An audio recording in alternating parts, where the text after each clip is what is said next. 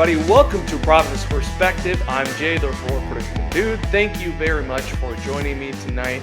And please join me, in welcoming Spike Cohen. How are you doing, Spike? I'm doing great, man. Thank you for a little bit of lore here. We've had to reschedule this a couple times, so this was supposed to happen like a month ago. But thank you for your patience as I went through various illnesses, and I think one was a good thing. I think it was I had friends in town or something like that. But thank you again. Thank you. I've really been looking forward to this. Yeah, likewise. I think I canceled the first time because we were. Was it with you that we were all like throwing up? I'm sorry to be gross, but like half my family. You were sick, then I was sick. Yeah. And then there was a third thing. But yes, so we made it. However many times we had to cancel, we're here now, and that's all that matters. Let's do it quickly before one of us starts throwing up again. Absolutely. All right. So a lot of people that are watching might not, or maybe not a lot, I don't know, but maybe some people that are watching don't know who you are. So why don't you take, just a couple of minutes to tell us who you are, what you do. And if you want to share like a brief testimony on how you came to Christ, take it away. Absolutely. My name is Spike Cohen. I was born in June of 1980. No, I probably don't need to go back that far. I'm the founder and president of an organization called You Are the Power. We find people who are having their lives destroyed by out of control local and state level government officials, and we direct public attention to what they're going through. We direct public pressure on those specific government officials that are harming them until they back off and do the right thing.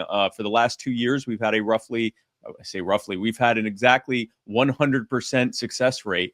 Over the course of the time we've been around, we've had a roughly 90% success rate at this point. And so that's what I do. I ran for vice president in 2020 and came in third. It wasn't close. I came very far behind in third. I think we got 1 point. So we got over 1% of the vote, which is 2 million votes or something like that. But anyway, so I was the Libertarian candidate for vice president. And then after that, I started You Were the Power. More importantly than all of that, November of last year, I gave my life to Jesus. And November 20th of last year, which I later found out after my father passed away earlier this year. We were going through some of his old Bibles, and it turned out that was 50 years to the day that my dad had done it in November 20th of 1974. The short story, I guess, is I was raised in the Messianic Jewish faith, which turned out we were just Christians. I don't know why we called ourselves that. We didn't keep Torah. But anyway, so I grew up in that faith. Even once I was in my not even teen years, I never really believed it. I always had all these questions, and maybe it was because my dad was also my quote unquote pastor. Maybe he just didn't have the patience to answer them, or I'm not sure what it was, but for whatever reason, I never really truly believed. And I went through the motions for many, many years. I even went to church. I went on a Christian dating website to find my Christian now wife, who I married. And I kept just going through the motions, but I never actually truly believed. I would pray to believe. I would ask God to reveal himself to me. Turns out that's not actually how it works, but that's what I would do. Didn't happen. And so I'd go, well, I guess I don't believe in it, but I'd keep going and faking it. And then a few years ago, I thought, you know what? If there is a God, not only do I not believe in him, but when I say that I do, I'm lying. And that can't be better. To be lying about it and also not believing. And so I actually told my wife, I said, I don't believe in this. And her response was, I'm going to pray for you. And she did that for several years. And in the past few years, I felt more and more of a pull back to God. And I was never really, I don't think I was an atheist. I was more of an agnostic. I thought there had to be some creator to all this. Anything that's been created must have a creator, and that creator is likely an eternal being. But I wasn't sure that was the God of the Bible, or that Jesus had died for my sins.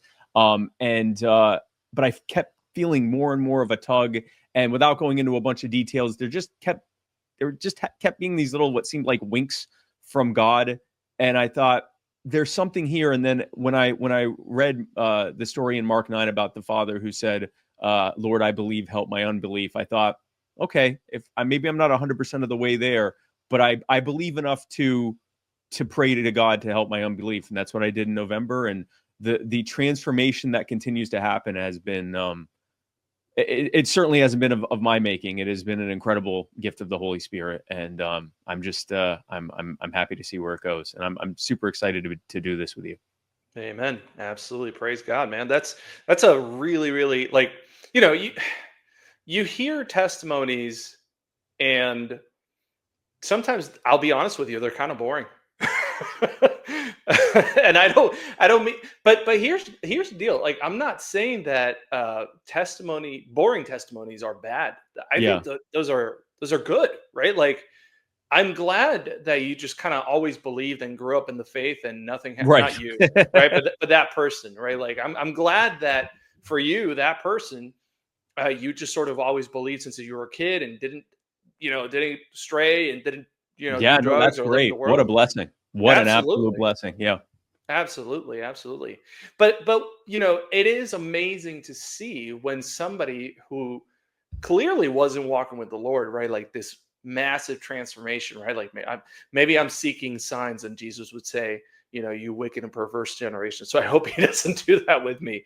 But I'm just saying, I don't know. I love hearing these kinds of stories, and so praise Well, God thank you. for what he's done with you. Absolutely. Praise God. So, all right.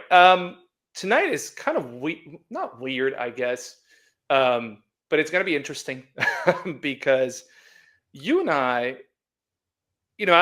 leaned.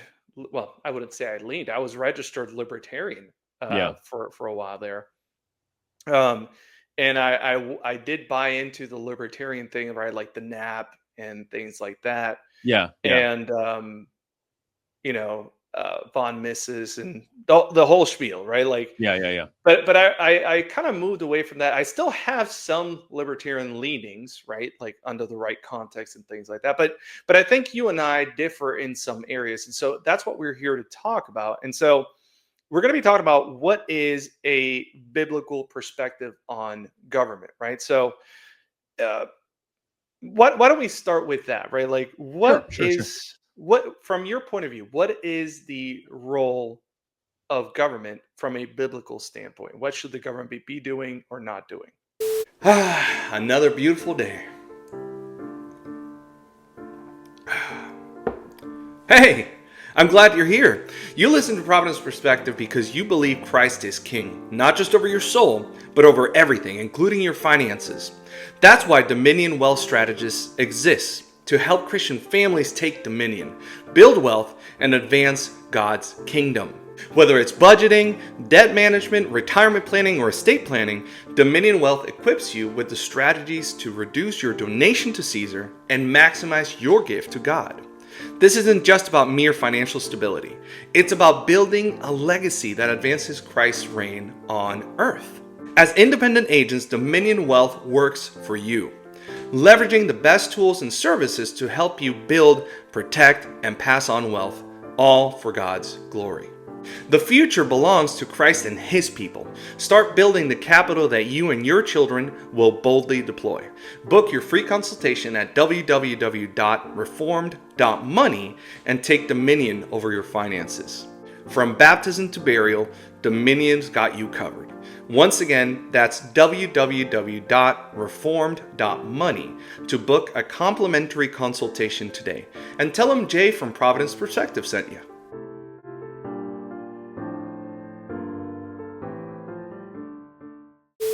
So that's something that I'm still in the process of learning.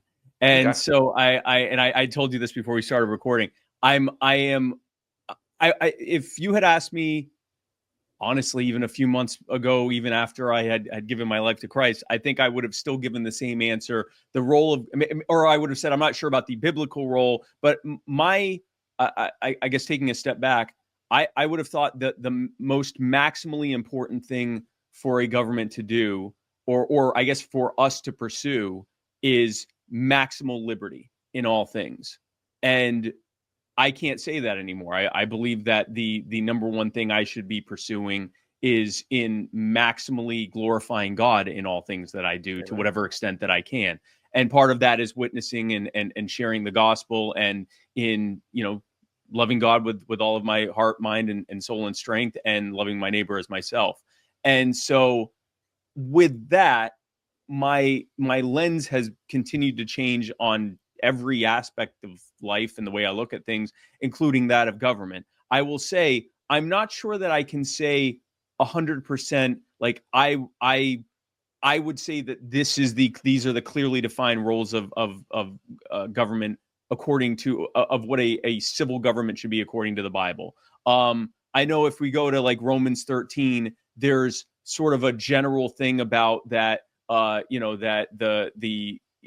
the government is a servant or a minister of God, that they mean you no harm, but only to the wrongdoer, and that kind of a thing. But I'm not sure. I'm still kind of working my way through that. That was actually part of why I was interested to do this, because I have some kind of questions for you on some of these things to kind of get some thoughts and continue working through it. I would say in general, I believe that and I'm using a mostly consequentialist perspective here, a government whose purpose is largely to protect lives, rights, and property, or more to the point, to respect individual human beings as such, and to use its power only to protect them as individual human beings, not to impose upon them, to me seems like a government that works best. I say that with the humility of knowing that I'm still learning and still getting others' perspectives as well as to what the Bible says that the government should be doing. And I will admit that this is probably a longer answer than you wanted. No, you're but fine. I will admit that I think where some of my confusion is when you look at, for example, what it says the government, or at least the government of the nation of Israel, was supposed to be doing in the Old Testament, and then compare it to what it seems like it's saying in the New Testament. At least to me, what it seems like it's saying, there seems to be a significant difference. And so I think that's the tension I'm still trying to work through. So yeah, I didn't really answer your question very well, but that's I guess the easiest answer is I'm not 100% sure yet. You're fine, dude. That's perfectly legitimate answer. Like, absolutely. It's funny because I am used to. I'm actually really appreciative of what you just said, because I'm used to a lot of guys who just kind of hit the ground running, and great, like they become Christians, right? Like, Yes. or they become reformed or whatever it might be. Yeah. And it's Yeah. sort of like I'm an expert now, right? And I know everything, and so like this is how it's supposed to be.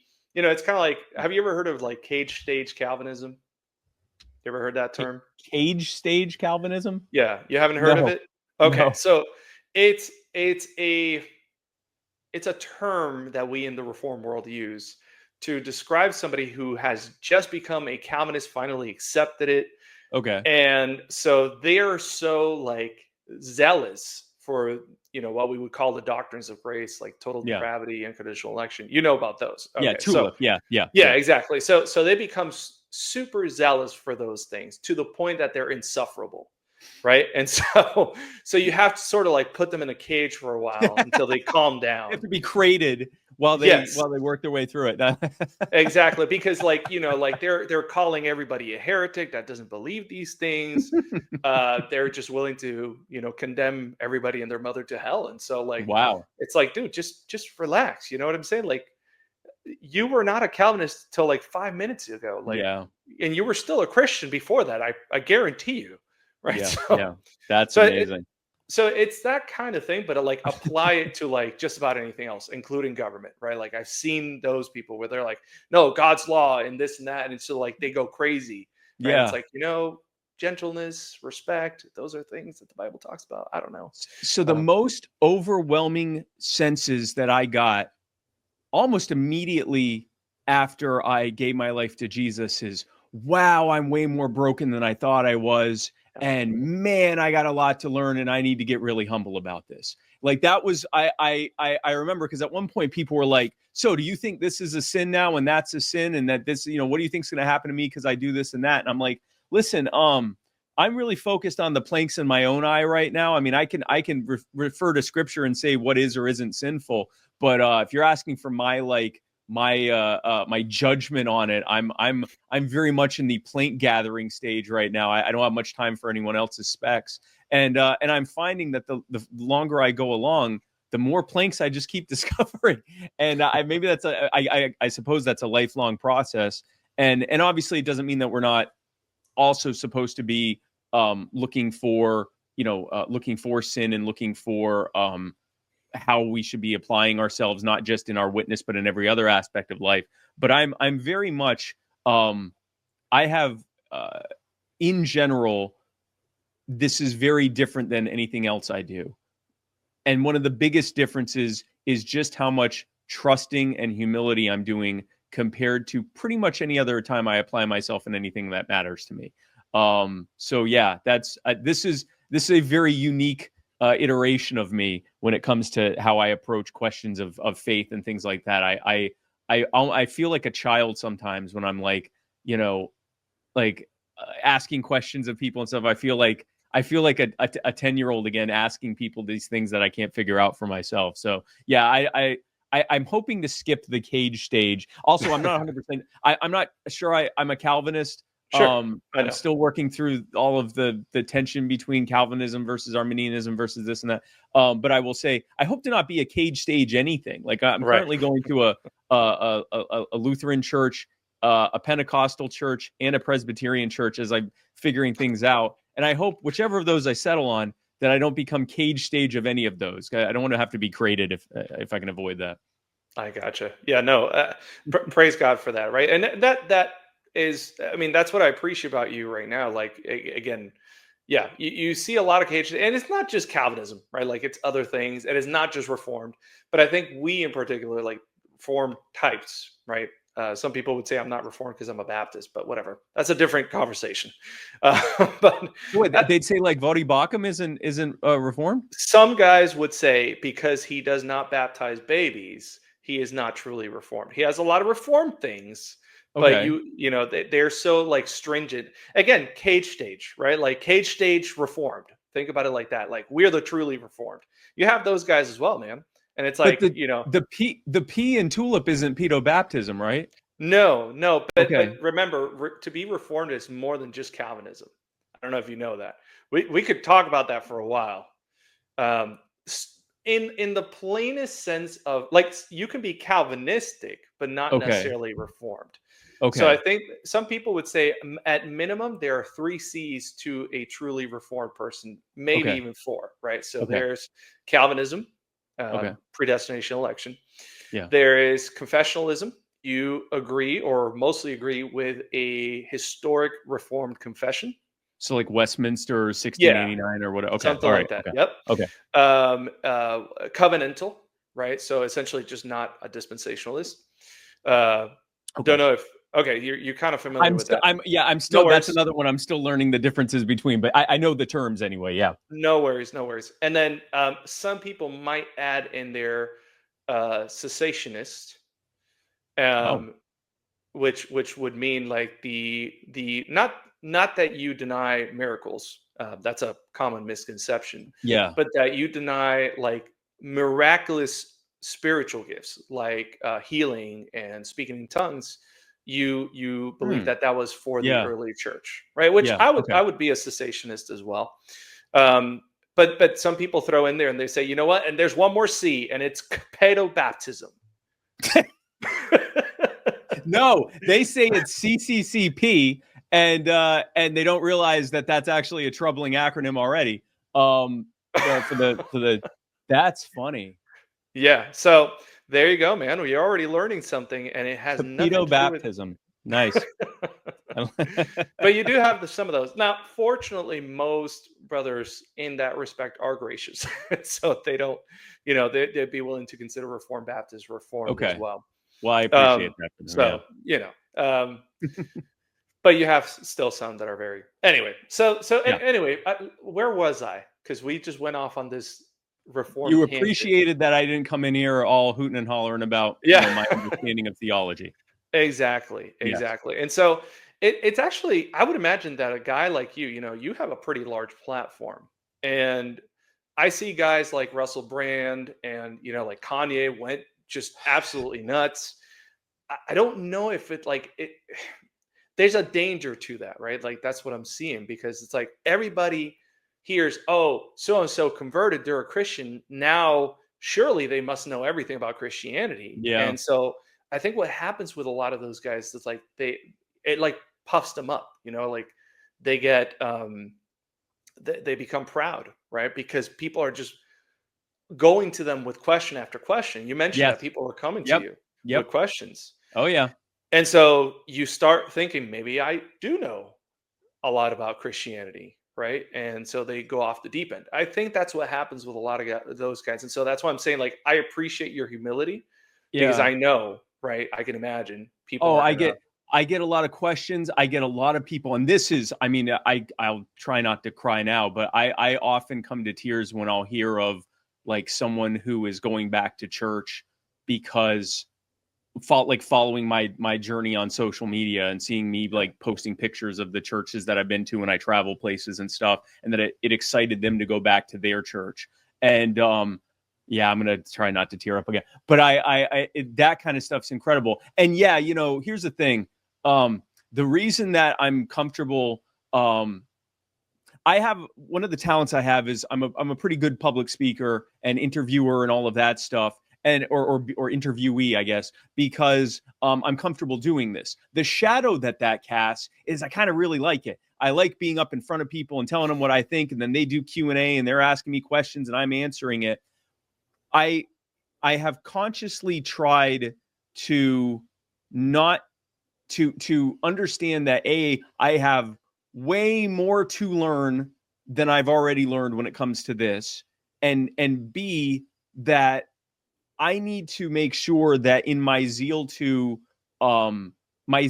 answer questions for people, to help people with their journey, that I'm not inadvertently becoming prideful and going, wow, I'm great and I'm helping people. And then I just start filling in blanks because I'd rather do that than tell them I don't know. And so I very often will tell people, especially like people that message me, asking me different questions, if it's not something that's, clean and clear enough where I can give I think a good answer to it, I'll say, listen, I can look into look into scripture and get a take for you, but I think you should do that actually. Like, yeah, that's good. I think, especially now, you can literally like go into like Bible Gateway and type in terms, and it'll show you different verses that talk about that and stuff. Like, I would encourage people to do that, and I also encourage people to because I don't think Christianity is some guy by himself in a corner reading the Bible and going, I bet Right. this means this.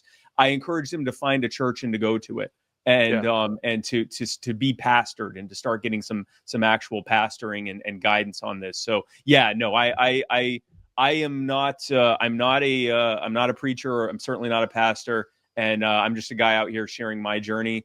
And if it helps people, God bless. I couldn't be happier. But yeah, no, I don't know more than I do know when it comes, and it's not even close. So Yeah, no, then that's good stuff. Actually, you're pointing to biblical principles, right? Like it reminds me of, for example, like the Ethiopian eunuch in Acts, right? Like he is reading the yeah, scroll of Isaiah, and Philip asks him, "Do you understand what you're reading?" And he says, "How can I unless someone explains it to me?" yep, Right? exactly. Like there is that sort of like, hey, so like Protestants, right? Like I don't know if you would consider yourself a Protestant. It sounds like Yeah, you have yeah, Protestant no, leanings. I know So I'm a Protestant. Yeah, okay, so we adhere to well, not the acronym, but like the saying sola scriptura, sola right? The scriptura. Bible Yep, yep. alone. And so, like, I think a lot of people hear them, they say, "So it's just me and my Bible, then, right? Like, I don't need to listen to anybody else." But the Bible itself affirms that there is church, like Yeah, there's elders and there's a hierarchy, and like it affirms traditions, right? Like yeah, Paul says, "Hold fast to traditions that we left you with, either by yep, spoken word or by letter," yep. right? And so, I think, like, for example, like Roman Catholics and Eastern Orthodox, I think they do misunderstand. I understand why, right? Because you say the Bible alone, you're just saying, well, that's the only authority we have. No, it's the soul. We're saying it's the only authority that we have that is infallible, right? That doesn't have any Yeah, mistakes. A yeah, pastor can make a mistake. A church can make a mistake. Church history can make mistakes. It happens, right? But it doesn't mean that we ignore those authorities. Just like a father can make a mistake with his child, right? I've made mistakes with my children, Yeah, but yeah. I'm still their father, and I still have an authority over them. Right Well, now, I like for have. example, oh no, go ahead, go ahead. No, that was it. I just, I have to be corrected when I'm wrong, and sometimes Yeah, my children have corrected me when I'm wrong, well, even though I have authority over them. you even mentioned the confessions. The confessions aren't infallible, but it doesn't mean they don't have a place, right? It doesn't mean the Correct. confessions don't have authority. It doesn't mean that things that we can learn from Calvin or from Luther or things that Spurgeon preached about or anything like that. Like those are very helpful things that we can learn from and glean from. They're not infallible, and that's what sola Right. scriptura means, as I understand it. Right. So yeah, Absolutely. no, and but like you said, and this is where because I think Roman Catholics and Eastern Orthodox, what they can correctly say is that the danger of the people who say sola scriptura is that we would say they're not applying it properly, is that you end up with 10,000 different churches, like the Church of Steve and the awaken church at the strip mall over here. We don't Right. have an awakened church at the strip mall over here, but like, a church, it's like, it's called Awaken, and it's got, 2 exclamation points. And it's like, what's your denomination? We're awakening. And it's just some guy that read the Bible and said, I'm pretty sure I know what this means. I'm starting a church. And you end up with a lot of like accidental heresy. I recently saw a thing where there were like not small church pastors who were saying things like they were getting really upset about the concept of Theotokos, the mother of God. Hmm. And they're like, no one has given birth to God. God's eternal. And it's like, yeah, but if you like, I even know that's like, that was not controversial to say that. She's the Right. mother of the incarnation of God. They're not saying Correct. that Mary gave birth. Even the Roman Catholics and the Orthodox aren't saying that Mary gave birth to the eternal creator. But that's the kind of stuff that happens when you go too far in the direction of like nothing else matters but me Right. just reading the Bible. So Right. yeah, and that's another thing that I absolutely do not want to end up doing, is like eisegeting myself into a corner and telling people a bunch of nonsense. So I would much rather tell people I don't know. The Bible's a great source for that, but even better, or alongside with that, is go find a good church and a pastor who can guide you through this stuff. And as you're reading the Bible, maybe you want to research some church history and what the church fathers said on it too. They might have some good insight. Absolutely. Well said. Well Yeah. said. Well, getting back to the idea of a biblical government, right? Like, Yeah. so you and I, you had brought up theonomy before we started. Yes. Yeah. What do you know about theonomy? I'm just curious. So I know theocracy is the idea of a basically a church run government and or a government run church, where it's like there's basically no difference there's not only is there no separation between church and state, the church is the state, and vice Right. versa, is my Right. understanding. Theonomy, and when I started researching it seemed like there were a few different versions and takes on it. So I thought probably better to just talk with you about this than go into it. But my understanding is that there is at least some separation between church and state. It is not a state-run church. It is not a church-run state, but it is a state that is based on the quote unquote law of God. And again, there were some differences of opinion as to what exactly that meant, but like based on God's law that's carried out by a civil government. And those civil government people can be also part of the church, but it's not that the church appoints them. It's that the tension within government is to make sure that they are enforcing God's law. Is that correct? More Did or I miss less, yeah. anything? That's Okay. pretty good. Yeah. Okay. So I think one way to I guess start understanding theonomy would be to understand the concept of sphere sovereignty. Are you familiar with that? I don't believe so. No. Okay, no problem. That's fine. I'm just asking just so No, that I no, can. because and the answer is probably no for a lot of Okay. things. Well, I just want to make sure because you do seem to know a lot more than like your your run of the mill new convert, right? Like you actually know quite a lot. I Uh, am a nerd. Yes, I am a nerd. Well, so I want to, like, I don't want to assume that you don't know something. That's Okay. why I'm going to Okay. ask. So, sphere sovereignty, basically, the idea is that there are different spheres, right?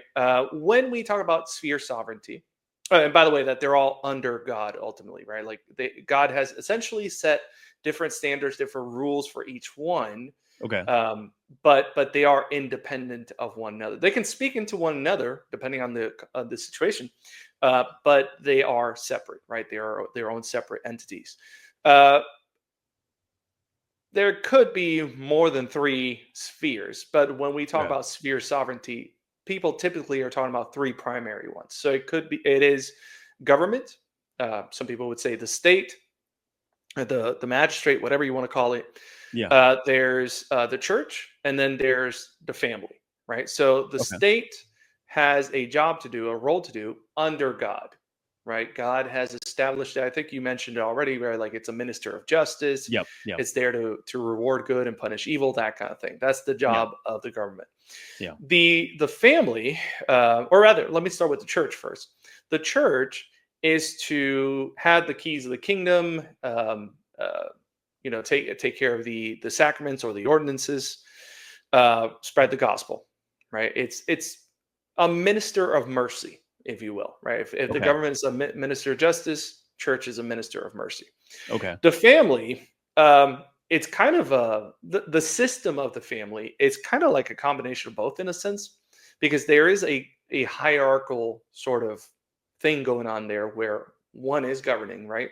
Primarily the father, but you could say the parents to some extent as well.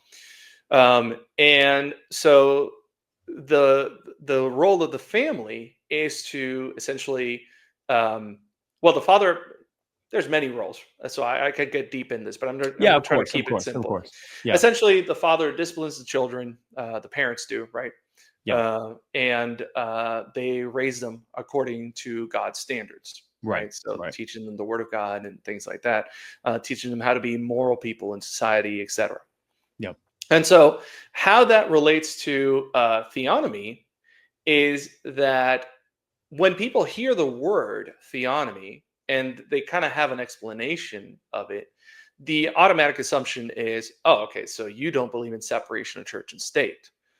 Well, no, we do, because we believe in sphere sovereignty, right? The Mhm. church is not the state, like you were saying, the state is not the church. Yeah. Yeah. But that doesn't mean that there is a separation of God and state, or Christ and state, as some people would say, Right. right?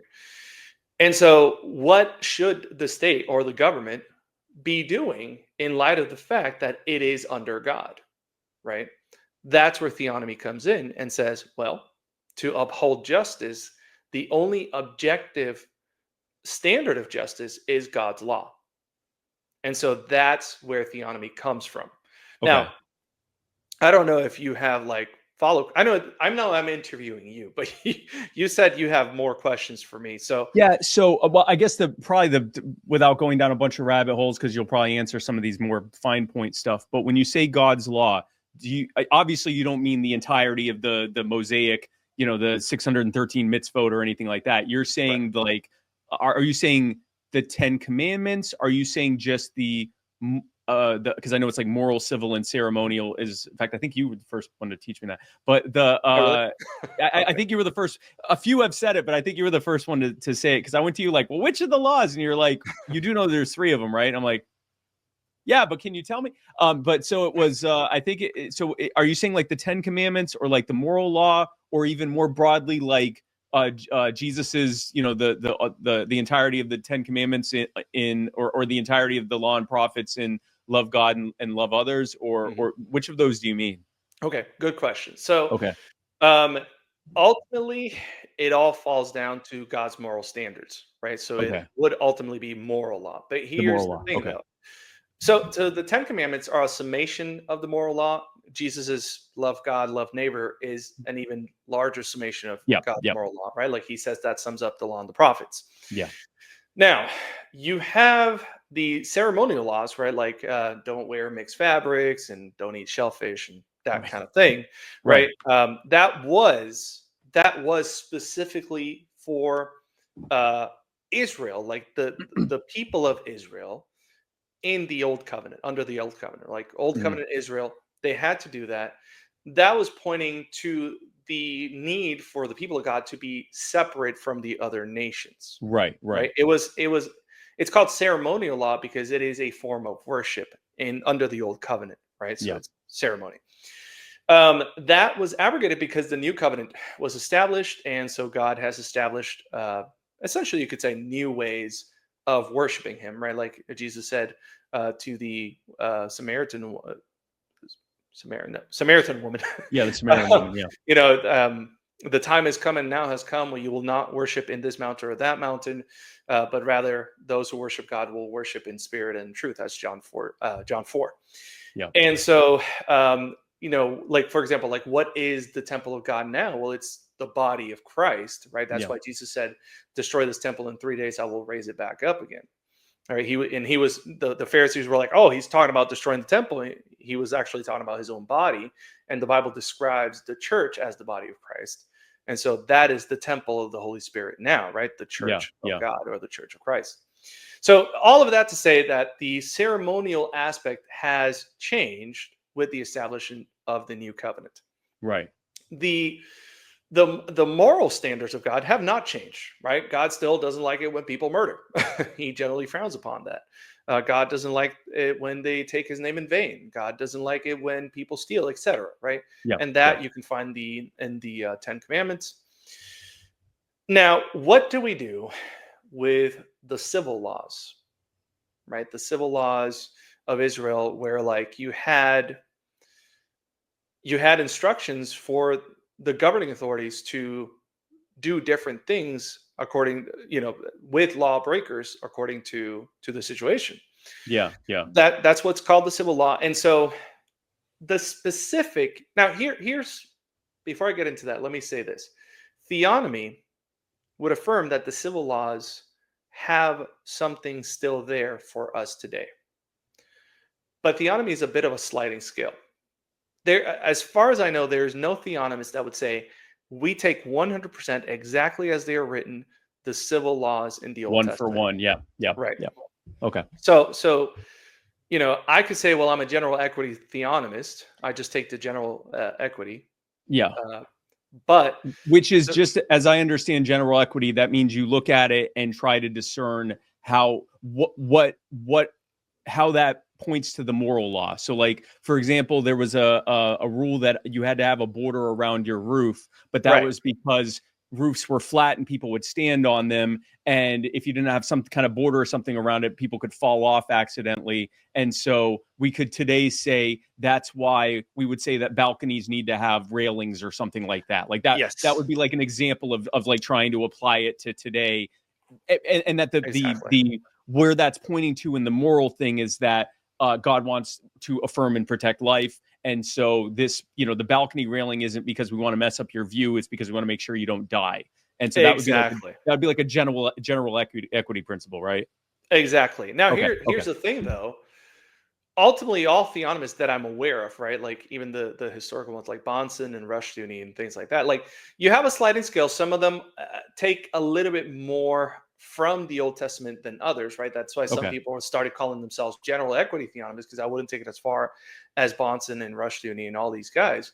But Okay. even those guys, I mean, it's not like they were saying word for word like we need to follow the Right. Right. Right. Right. Testament civil laws, right? Like they would agree with like the Westminster Confession of 1689 that only the general equity of that law may now be applied, right? Because that's what those confessions say.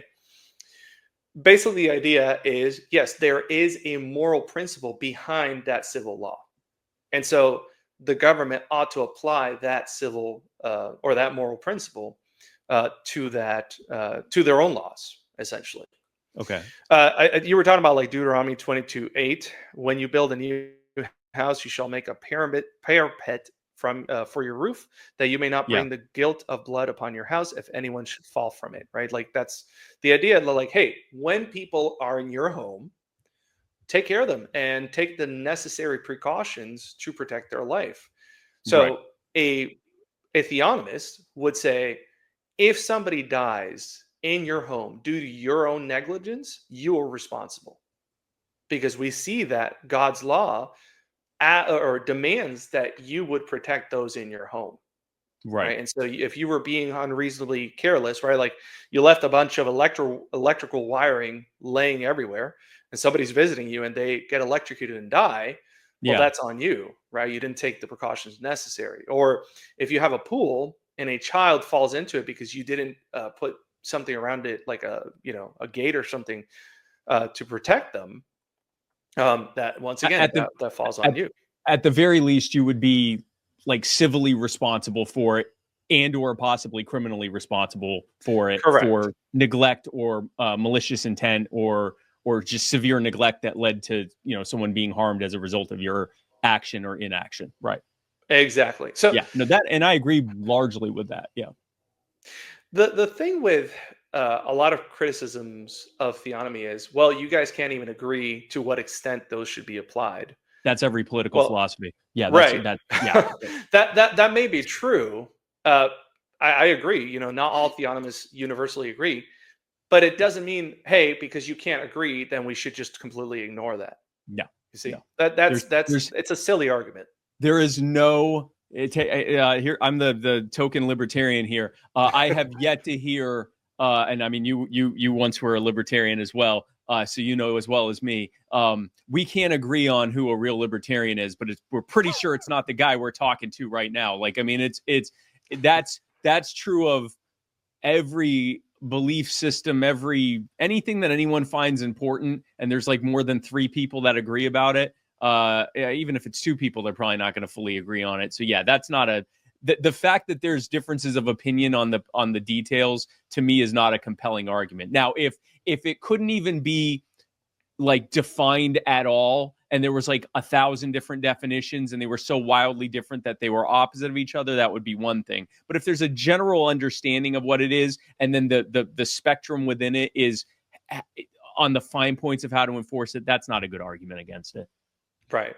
Right. Yeah. And unfortunately, like a lot of opponents, um, I don't think that a lot of them do this on purpose. I think they've just been misled. Um, but they will say, yeah, no, like theonomists, those guys are crazy because what they want to do is just establish old covenant laws in the government. And it's like, well, yes and no. Like the moral principle behind them, yeah. Yeah. But like word for word, not really. I mean, there might be some fringe theonomist out there. I don't know, like that is like, yeah, we should we should follow both the civil and ceremonial law to the T. I'm sure that crazies It's exist. a cage stage theonomist. Yeah. But Exactly. I did actually have another kind of follow up question. So, for example, and I'm trying not to do like the gotcha of like finding the most extreme example That's type fine. of thing. I do want to bring this one up only because I want to make sure that we're on the same page on the enforcement end of it. So, like, for example, and I'm intentionally using a more extreme example. In the Old Testament law, the punishment for adultery was death. Hmm. Now, maybe I'm wrong, but I'm assuming that and we haven't even gotten to whether or not you think adultery should be like criminally illegal or just civilly, or how that works. I guess both. Would you say something like adultery should be like criminally illegal? And then if so, are you saying that like the prescribed punishment that's in Old Testament would still apply, or not? I guess that's my So question. so I would say like marriage is a covenant, right? Right. And it is unjust to break your covenant. You Yeah, agreed to I agree. something, Yeah. you got to keep it. So it should absolutely be illegal, right? 100%. I have Okay. no qualms there. Okay. I have heard arguments um, ranging from like there should be a fine to, yeah, we should put them to death. Okay. I haven't decided. Um, Okay. Okay. and it's not because I decide ultimately, right? Like people hear, Right. oh, Right. so Right. you decide. No, no, no. I mean, I haven't come to a conclusion where like I can apply the New Testament uh, uh, application into, because that's the danger, right? And I do admit that there is a danger to theonomy. You can take it too far. by going backwards into the old covenant. That's Right? true of There is everything. that. Yeah. Yeah. Absolutely. Yeah. Yeah. Again, it doesn't mean that we just ignore it, right? That's what people want to do sometimes. But I'm still weighing that out. I Yeah. do agree with, for example, like rape or grape. Let me say that for YouTube. Grape juice. Grape. I'm a Terrible, Baptist. terrible Grape thing. juice. Yes. Grape Um, juice. Yes. yes, but grape, absolutely death penalty. Murder, absolutely death penalty. Those are absolutely horrible crimes and sins, and so they are worthy of death. And I do believe that they will hinder others from doing it more often. Now you might say to me, well, okay, but wouldn't the death penalty also hinder people from committing adultery? Yes, but I adultery is horrible, don't get me wrong, but it is not the same thing as grape or murder. Right. The death penalty, you could argue, would stop people from jaywalking, but that you have to start. There Right. has to be. You have to start getting into some real world proportionality here. Yeah, and I appreciate that, because I guess that was one of my things. I will say, and this is again me still very early on, basically beginning stage, applying Bible to what I think law should look like, what I think government should look like. I will say in general, like, so for example, one of my biggest problems with the death penalty is not so, like, there are some people that are like, the death penalty shouldn't exist because it's wrong to take a human life. And I'm like, well, yeah, but if we're talking like a mass murderer, or even honestly like a violent rapist or something like that, put it this way, I don't lose any when Dylan Roof, who murdered a bunch of people at church about 10 years ago, when they execute him here in South Carolina, I'm not going to lose any sleep over it. It was very obvious he did it. He was unrepentant. In fact, he actually wanted to be executed. So, all right, great. You got what you wanted. My concern, and the reason why I actually oppose the death penalty, has nothing to do with the morality of it. I've just seen, and this is probably a tension I'm going to have to continue working through, is I've seen how the death penalty is often applied, at least here in the United States, in that so there, what ends up happening is the death penalty, carrying out the death penalty, ends up costing twice as much than giving them life in prison. And the reason for that is because they have to have many, many years in a much higher level of maximum security prison, while they get a large number of appeals in which they are able to, beyond a shadow of a doubt, try to prove their innocence in the meantime. And there's still every once in a while where it turns out an innocent person gets executed. That happened in 2020 Right. with his name was Nate. I forget his last name, but it was in Alabama. The only way to make the death penalty less expensive is to make it more likely that an innocent person ends up being executed.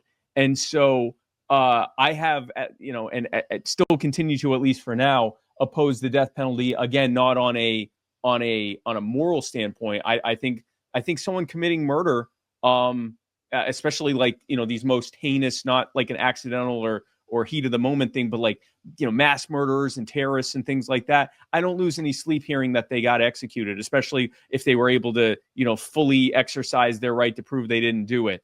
I will say, especially with just seeing how the justice system is used, I last month was in Georgia, where a judge basically tried to railroad two innocent parents into prison for 40 years each for abuse that there was zero evidence that they actually did. And thankfully the jury saw through it. But you give that judge the power to give the death penalty for a bunch of different crimes.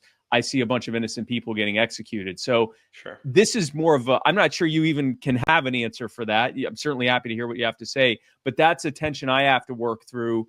And on that and many other things, between the Bible says this, and here's what it ends up looking like when human beings actually try to carry out in government. Right. But I'm happy to hear your ideas on that.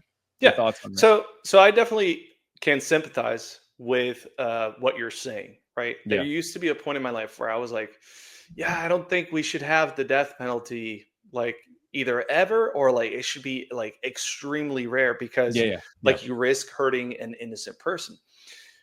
Um, I have come to find that innocent people are going to be hurt no matter which way you look at it, right?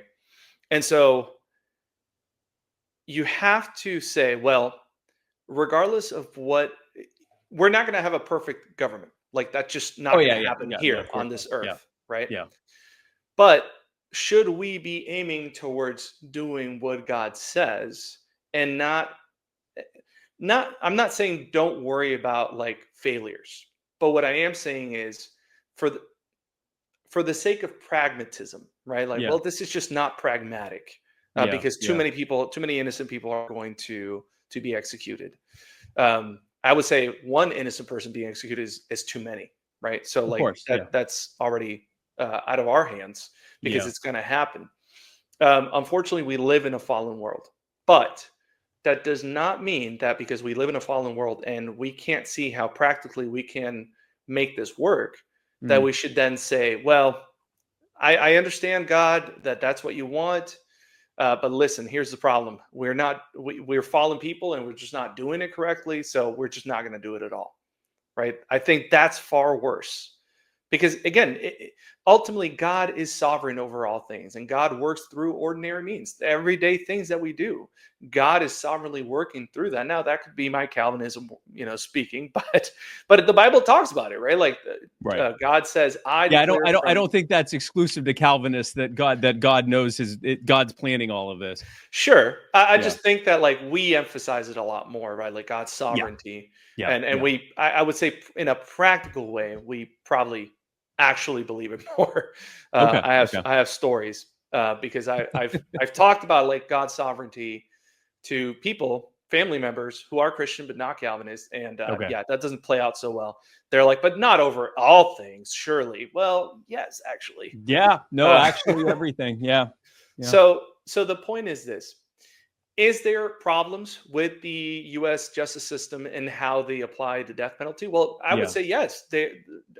Like, first of all, there has to be absolutely undeniable evidence. That's why yeah, the Bible talks about having two or three witnesses, yeah. right? I could be wrong on this, but I remember a friend of mine saying something like, and they must not have what do you call it, like mutual interests, right? Like in the situation that they are testifying of. Right, right. So, like for example, like a couple, right? There are two witnesses, and they say so and so we saw them murdering their wife or something. Yeah, yeah, yeah, It yeah, turns out that like if he gets the death penalty, they inherit his land or something like that, right? Like, yeah, no, you need various witnesses that don't have some kind of interest in the outcome of this ruling.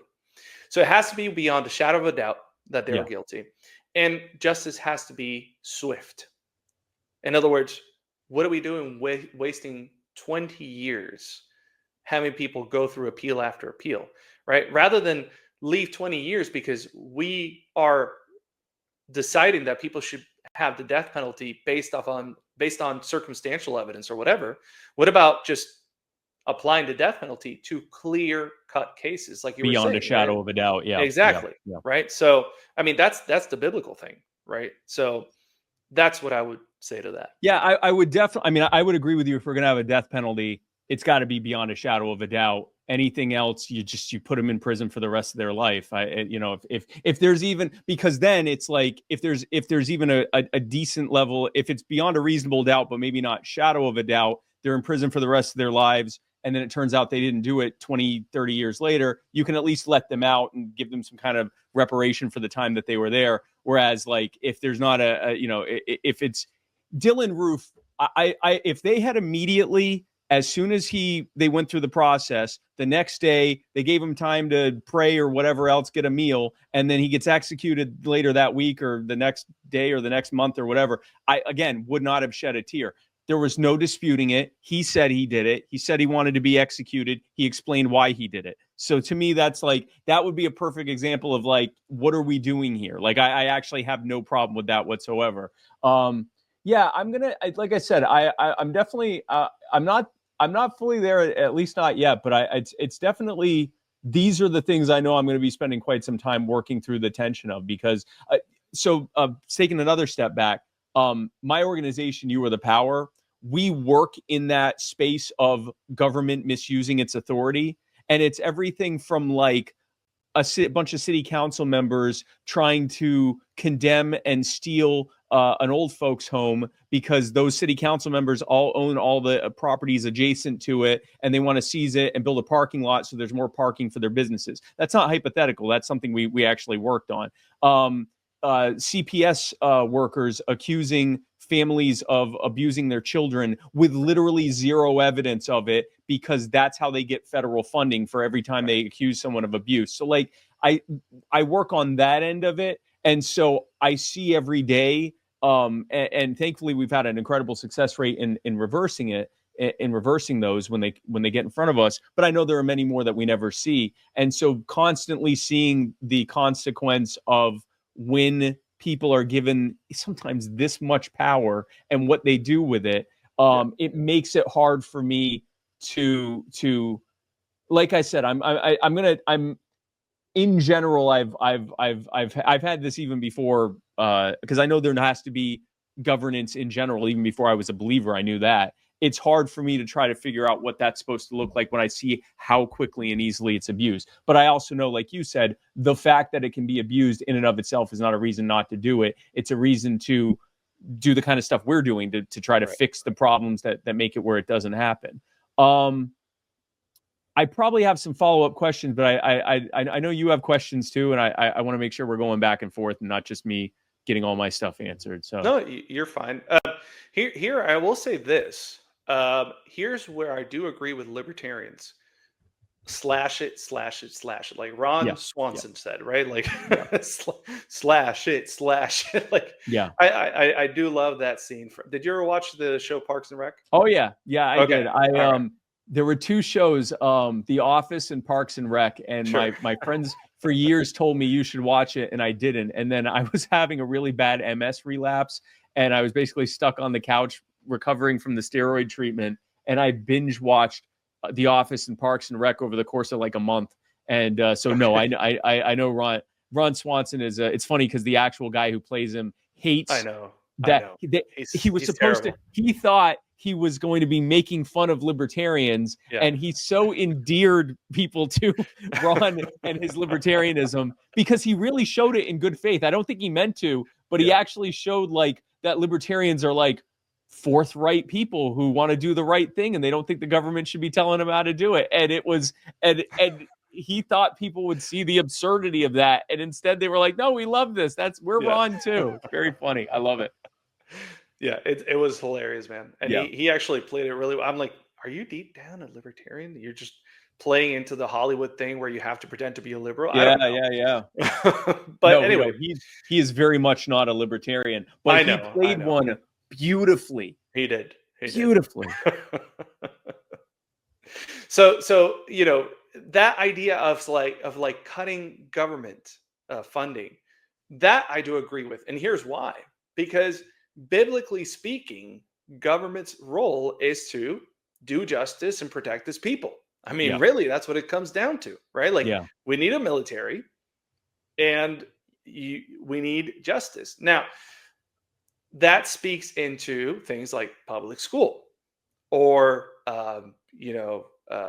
just about any sort of like government assistance program. Yeah. Where, again, remember sphere sovereignty, right? The church is a minister of mercy. Government is a minister of justice. It is not government's role to make sure that everybody's fed. It's just not.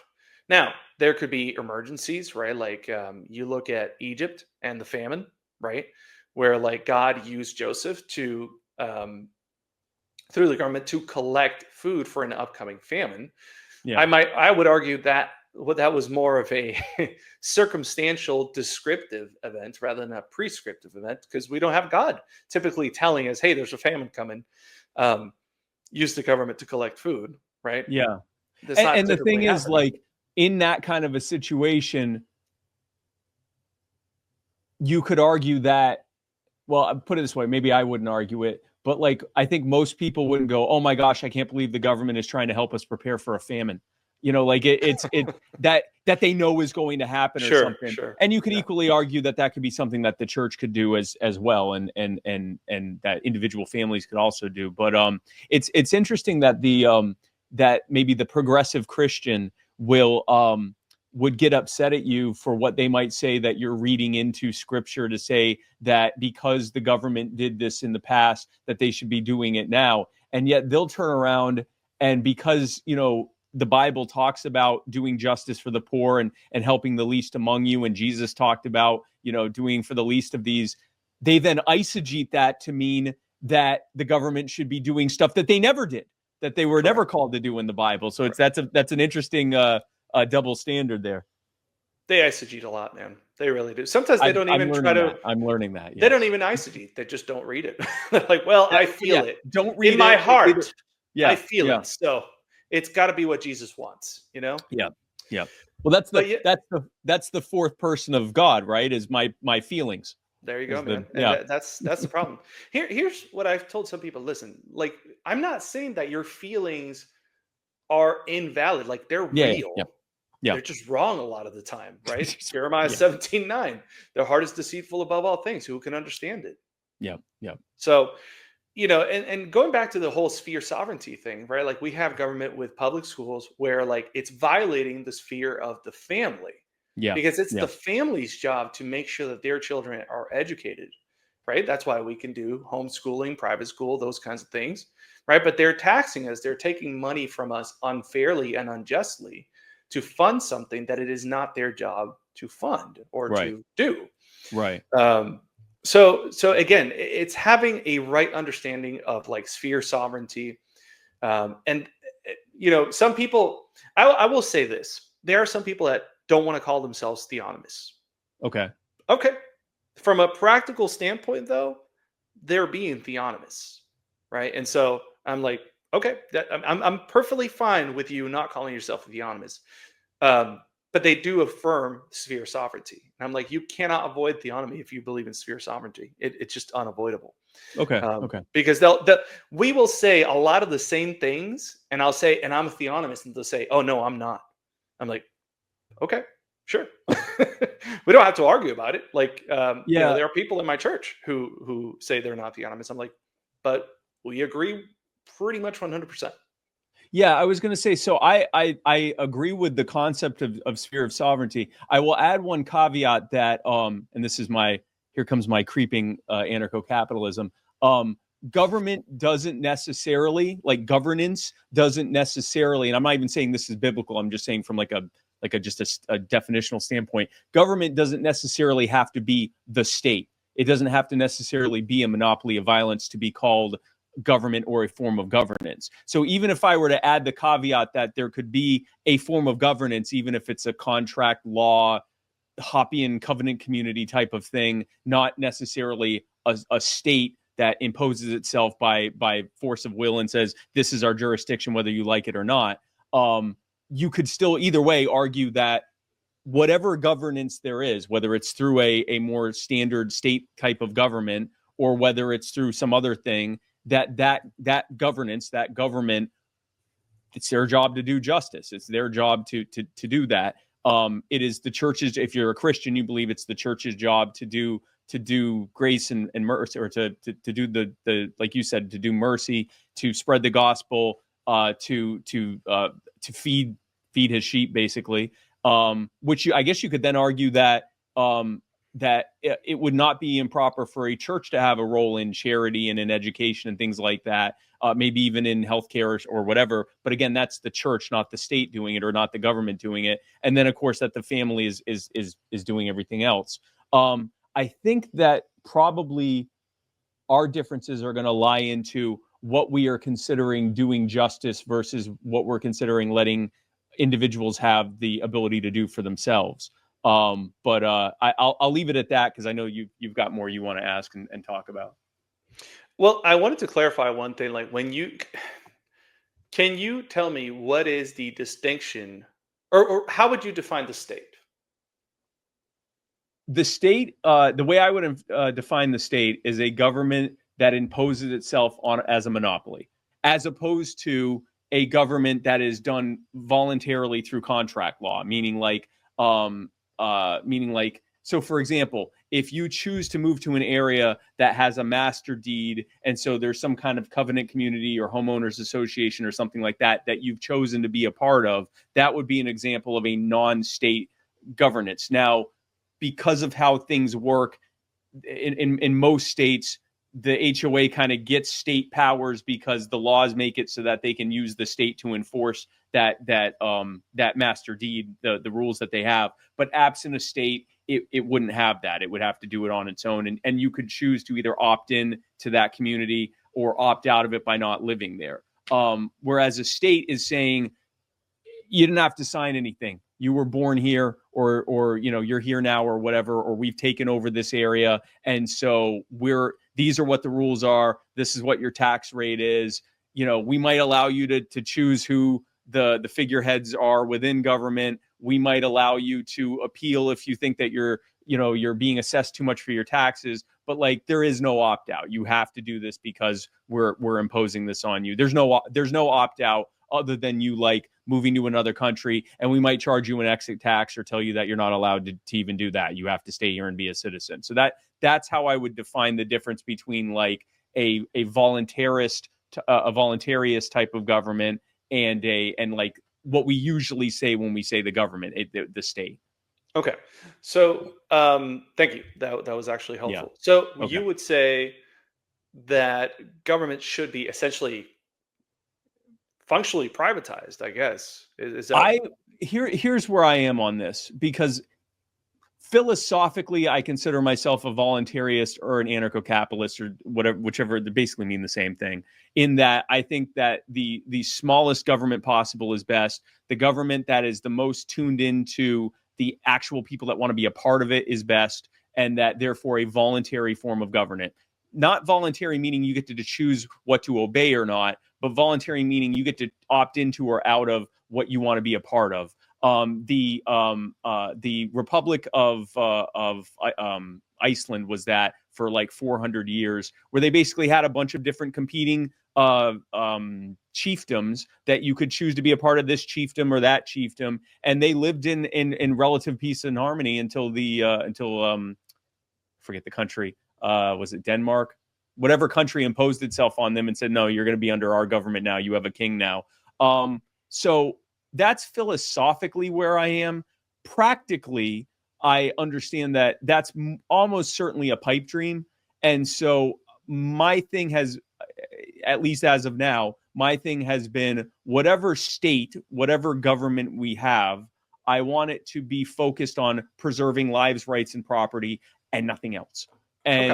And so I think the difference is between you and me, because I think you would look at the government, and maybe I'm wrong. I think you would look at what my perfect or near ideal government would be in terms of like a constitutional republic type of government, protecting lives, rights, and property, staying out of everything else. And you'd say, yeah, I agree with that, but also I think it should be enforcing God's moral law. I think that would be our difference there. Let me make a distinction. There's a difference between a sin and a crime. Okay. Right. So like a sin could be a crime, but not necessarily always. Okay. And even a crime could be not necessarily a sin, though more often than not, a crime is also a sin. Yeah. But for example, if there is an unjust law and you break that law because it contradicts God's moral standards, right? God's law, I would say that you just committed a crime, but you didn't commit a sin. Of course, yeah. Right? And likewise, I could, for example, like I could lie to my neighbor, and that would be a sin, but that's not necessarily a crime. You see, and so I do make that distinction. Okay. Right? So then I would imagine, obviously, under no theonomic system of any definition would we ever be called to do what God forbids or not do what God requires. I'm assuming that, right? Mm-hmm. Right. Okay. Yeah. Okay. Like all right. we have to do what God requires and not do what God forbids. And not do what God says not. Okay. Mm-hmm. So then I guess, and maybe I guess I'll give like the first example that comes to mind that I would say, as of right now, I would say it's a sin and not a crime, and that would be homosexuality. An adult, like two same-sex adults choosing to either have a long-term relationship or have just a one-time thing or whatever, I would say that's 100% a sin. I do not agree with the, I thought gave a very charitable look at the progressive justifications for saying that it's not a sin or it's no longer a sin. And they were not good. They weren't trying, or maybe they were trying, and they were either eisegeting or in some cases just going. I think one argument was, oh no, Paul made that up because he was a closeted gay. And I thought, well, so Paul wrote Leviticus. Like, what are we saying here? And so all that to say, I would say that that's a sin, but because it involves, and I'm very interested to hear your take on this, because it involves two consenting adults who are choosing to do that and not involve anyone else, that I would say that shouldn't be a crime. What would you say about that? So it depends.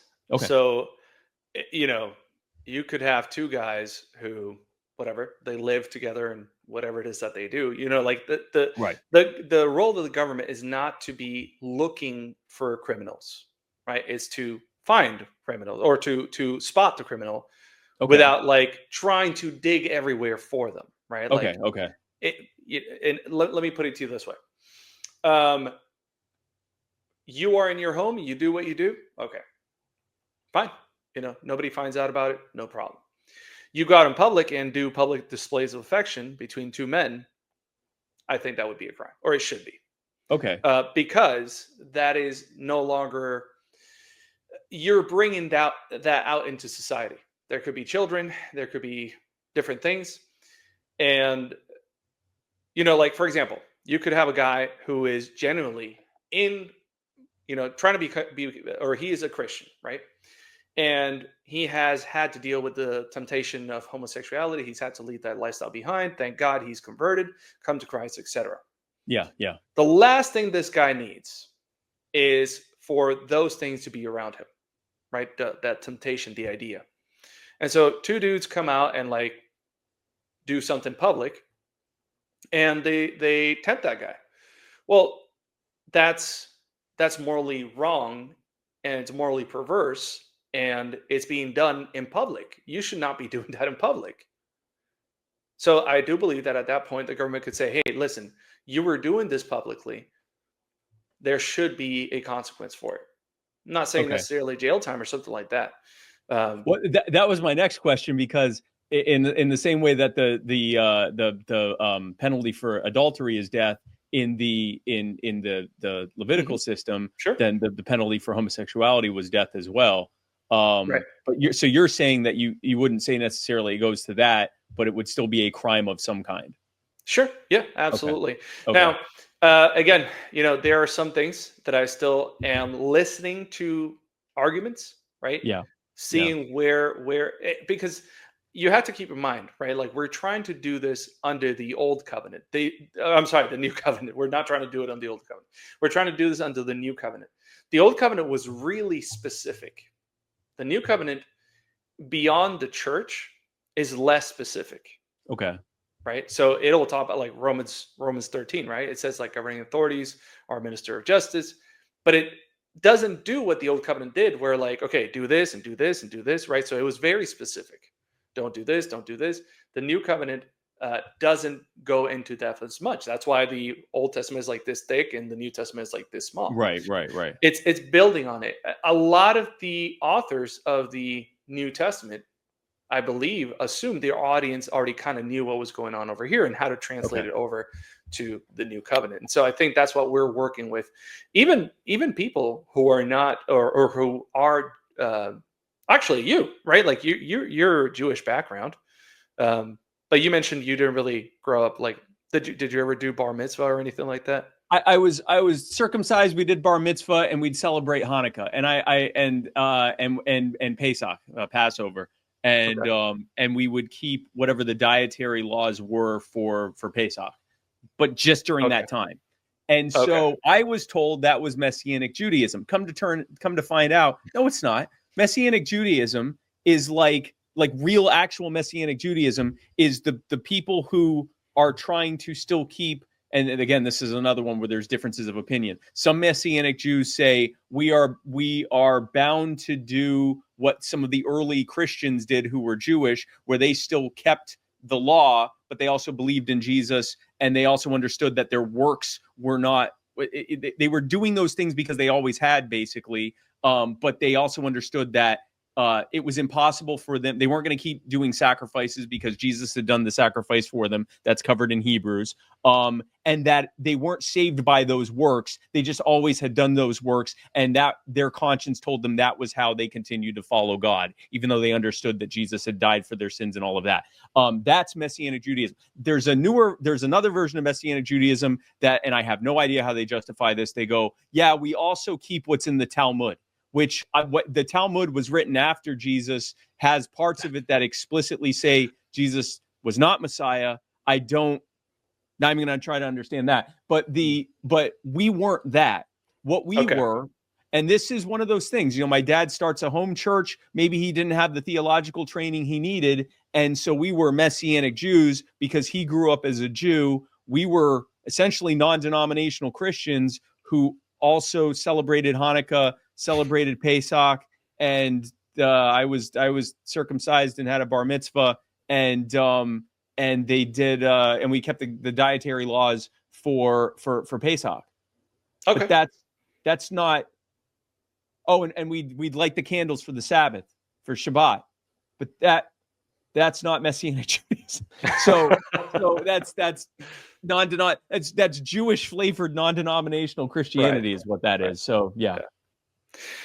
Well, in any case, I mean, all I'm trying to say is, even how these things were applied, right? When the nation of Israel was basically destroyed in 70 AD, a lot of these things were sort of just lost to time. How do we apply these things, right? And so, like, now we're trying to go back and say, well, how much of the Old Testament do we apply? Generally speaking, I would argue that whatever was not abrogated under the New Covenant still applies. Right now, I could argue absolutely the ceremonial laws are gone. The state of Israel at that time, or the nation of Israel, if you will, at that time was destroyed, and so the civil and ceremonial laws are gone. Right, they're passed away in the Old Covenant, save for the general equity. Right, and so how do we apply that? That's where it comes down to. Well, we're trying to look at the Bible as closely as possible, but the Bible, especially under the New Covenant administration and instructions, isn't always specific about it, and so we're trying to figure it out. So, that's why I don't have an answer to everything, and I'm okay with that, right? Like, I'm okay with saying, hey, you know what there should be a punishment for this. I'm not necessarily sure what it should be. And that's why I'm listening to arguments from different people.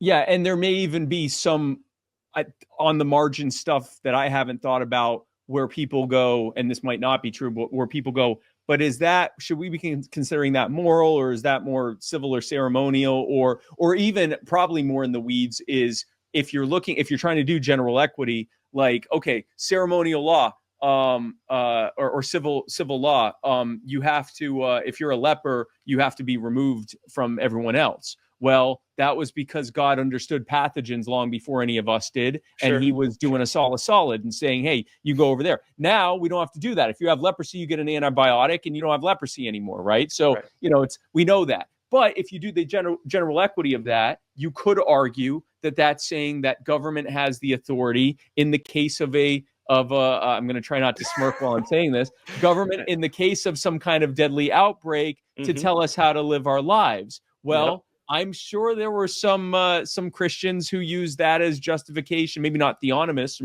maybe so, that said that's why the lockdowns were okay. And maybe it is that if it were deadly enough to justify it, then yes. It's just that it wasn't anywhere near deadly enough to justify that. My take would be, and again, this is my libertarian take on it, would be if a virus is so deadly that you're going to die if you get it, and it spreads as easily as the flu, you don't have to tell people not to go outside, because anyone who's not a moron would go outside. And in fact, trying to enforce it does nothing other than risk the lives of like the people who are trying to help people. They're going to get it too because they're out there trying to stop people. How about just let people go out? If there's a virus that spreads as easily as COVID and has like a 99% fatality rate, oh, all right, well, hey, we just let you know that exists, so maybe stay inside. We're going to stay inside. If you don't, good luck, But this is me trying to figure out like how, and I guess that would be the debate that happens within that realm of the general equity. Right. And it's imperfect people trying to figure out that tension. But yeah, that's very interesting. I have a few different things here I wanted to go over, but I know you had questions too, so I'd like to get to some of yours first. Well, honestly, we've kind of covered some of them just naturally. So, let me see. Well, I have a question for you. This is kind of interesting. Yeah. Can we agree that the government should do justice, right? Yes. Can the government show mercy, in your opinion? The short answer is I would say yes. And like an example that I would give is if there is someone who is and I'll come up with a young first offender with no other previous history of anything, who's very repentant, and the judge chooses to, instead of throwing the book at them for, and I'm not talking like murder or something like that, but like, they got in a fight with someone, and so they got charged with assault and battery, or simple assault or something like that. And so the judge puts them through like anger management and a few hours, however many hours of community service, instead of putting them in prison for 6 months or something like that. And I guess you could argue that's still a form of justice, but it's with mercy being applied, I think. And maybe I should have asked for definitions first, but I guess using something like that, I would say yes. But I'm Okay. I'm not sure your thoughts on that. No, that's fair. I think for lighter offenses, we could go that route. Yeah. Like a government could show some leniency. But you said like a young man. What was your example that he did? Like he I was committed literally assault? coming up with it as I was saying No, it. that's fine. That's fine. But like, a young person, they commit like a simple assault. No one's dead. No one's permanently injured. It's first offense. Very repentant, sorry for it. Threw himself at the mercy of the court type of thing. And the judge goes, you know what? I'm gonna put you through to this kind of like this thing. You're gonna have to write a letter of apology. You're going to have to do community service.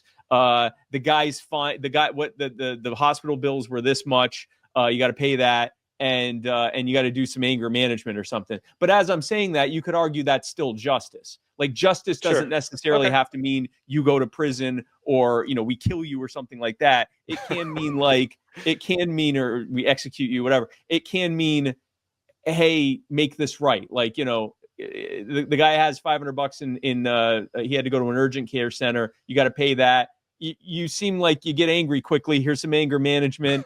Like that. Like we're gonna figure out why you did this and fix that. And if you're ever if you ever come to my court again, we're not going to be as lenient next time. You could argue that's still justice.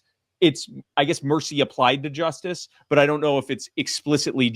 I guess true mercy would just be going, you're good. And I guess maybe there are even lesser examples of like, I don't know, there's a judge that his stuff goes viral all the time.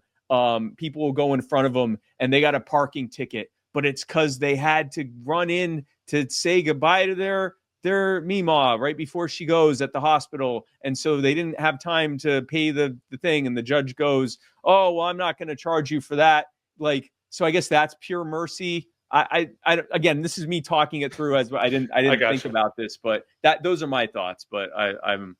So would you say that the government shouldn't do mercy, or I'm not? Is that like a theonomic thing, or no? Well, so here's the thing with government, with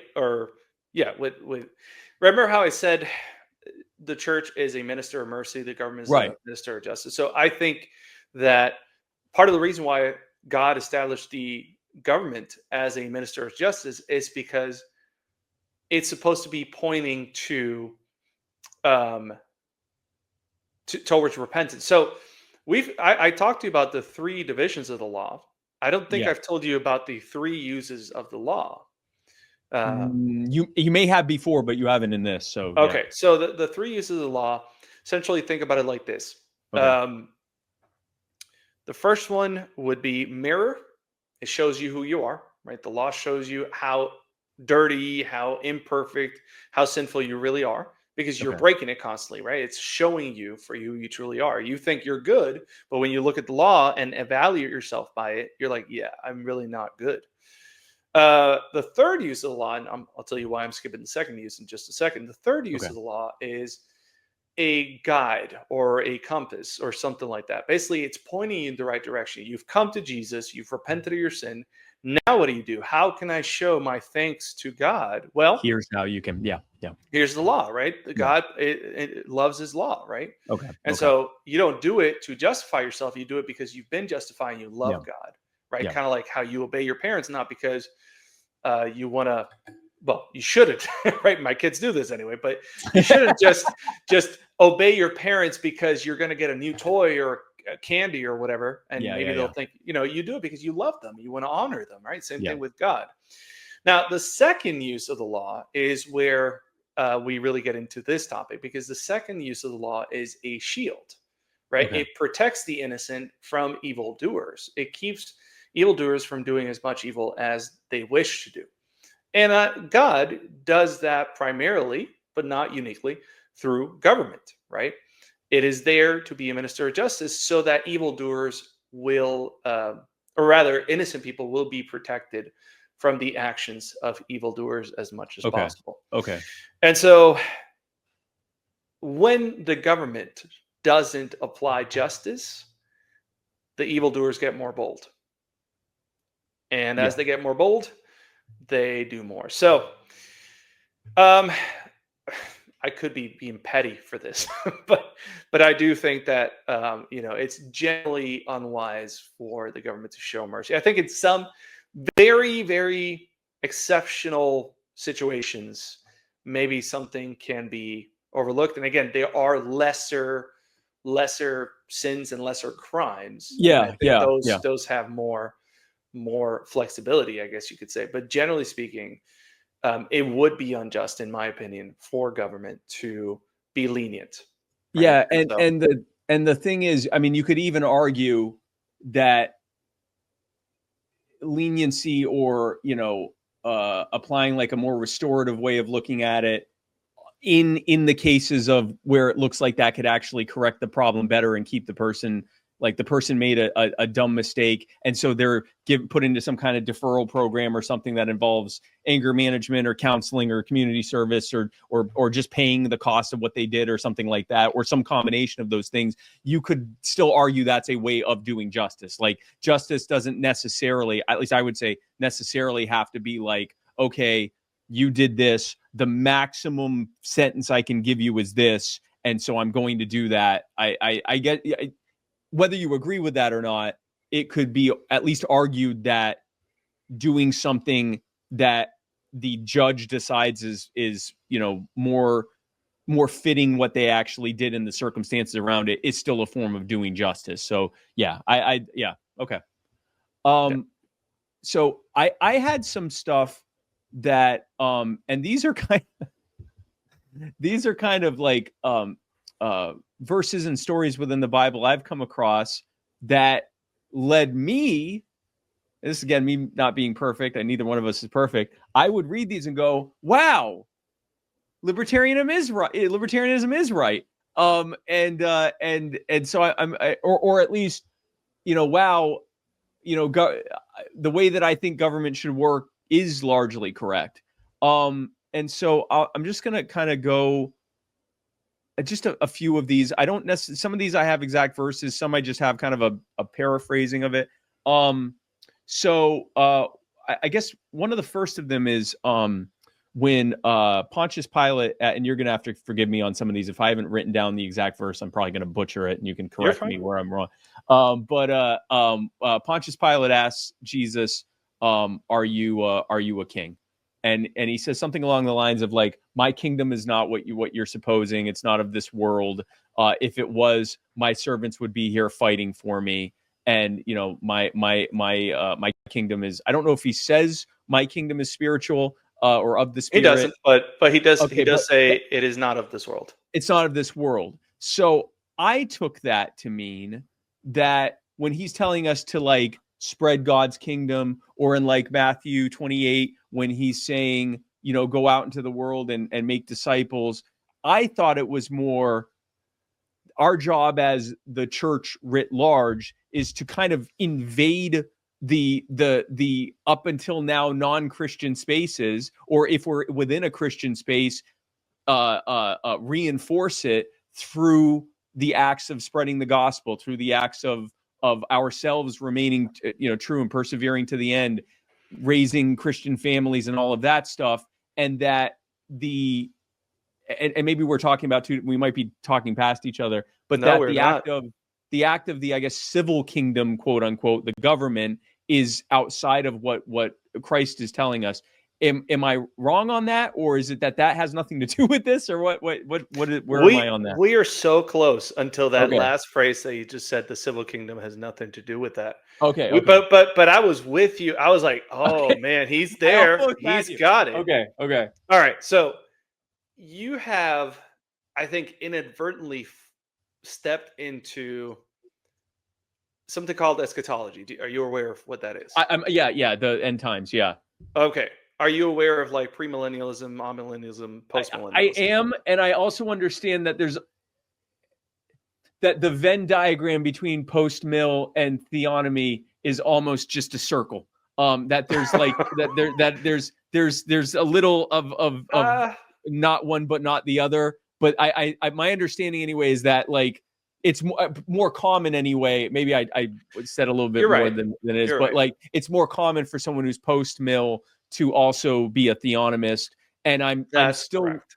I kind of understand the differences, but not nearly enough to. Yeah, I know that there's some eschatology there that I recently had someone say, do you have a strong feeling on eschatology yet? And I said, yes, I believe that Jesus is returning to judge the living and the dead. And I left it at that, because that's beyond that. I'm still very early on in figuring all this out. So you are currently a pan-millennialist. Sure. Everything will pan out in the end. I'm an ecu-millennialist. Yes. Okay. All right. So you were saying stuff that I was like, man, he is right there. He's like in that mill, post-mill border.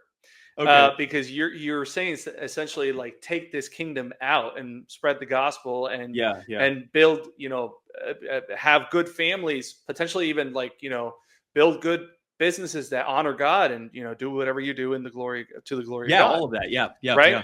But then you made an exception for the civil sphere, essentially, or the government, I think, or the kingdoms, right? I think that's what you said, these earthly kingdoms. Well, and only because when he says, if it were of this world, then they would be fighting for me. And I took that to mean that because his kingdoms, it's in this world, but not of it. So I'm not doing the whole, like, we're supposed to just sit here and wait for Jesus to come. Sure. In fact, Paul, I ran, it's a little bit of a side note here, and I apologize. I've run into the fact that there are some people that think we're supposed to like just go up into a mountain somewhere and try not to do anything wrong because Jesus is coming.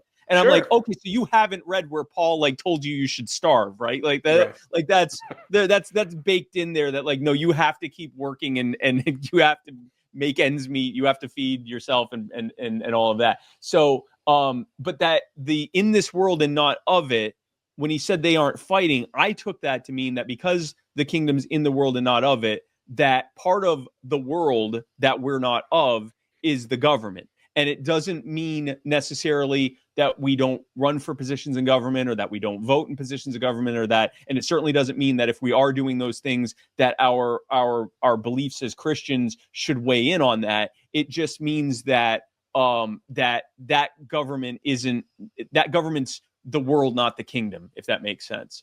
Okay. All right. So what he's speaking about is the nature of his kingdom. Okay, He's okay, saying it's a spiritual kingdom. It's not an earthly kingdom, okay. right? And the way that we make more Christians is not by the sword, right? Like we don't force people to convert. We're not Right. Muslims or something like that, right? Like Yeah, yeah, we preach the gospel, right? Jesus said to love your enemies and pray for those who persecute you, yeah, which yeah. means we're not supposed to be fighting people into submission, right? Like Right, convert right. or die, right? Like Yeah, that's yeah. not really what we're supposed to be doing. Okay, But it's the nature of his kingdom. He's not talking about where his kingdom is or what it rules over, okay, okay. right?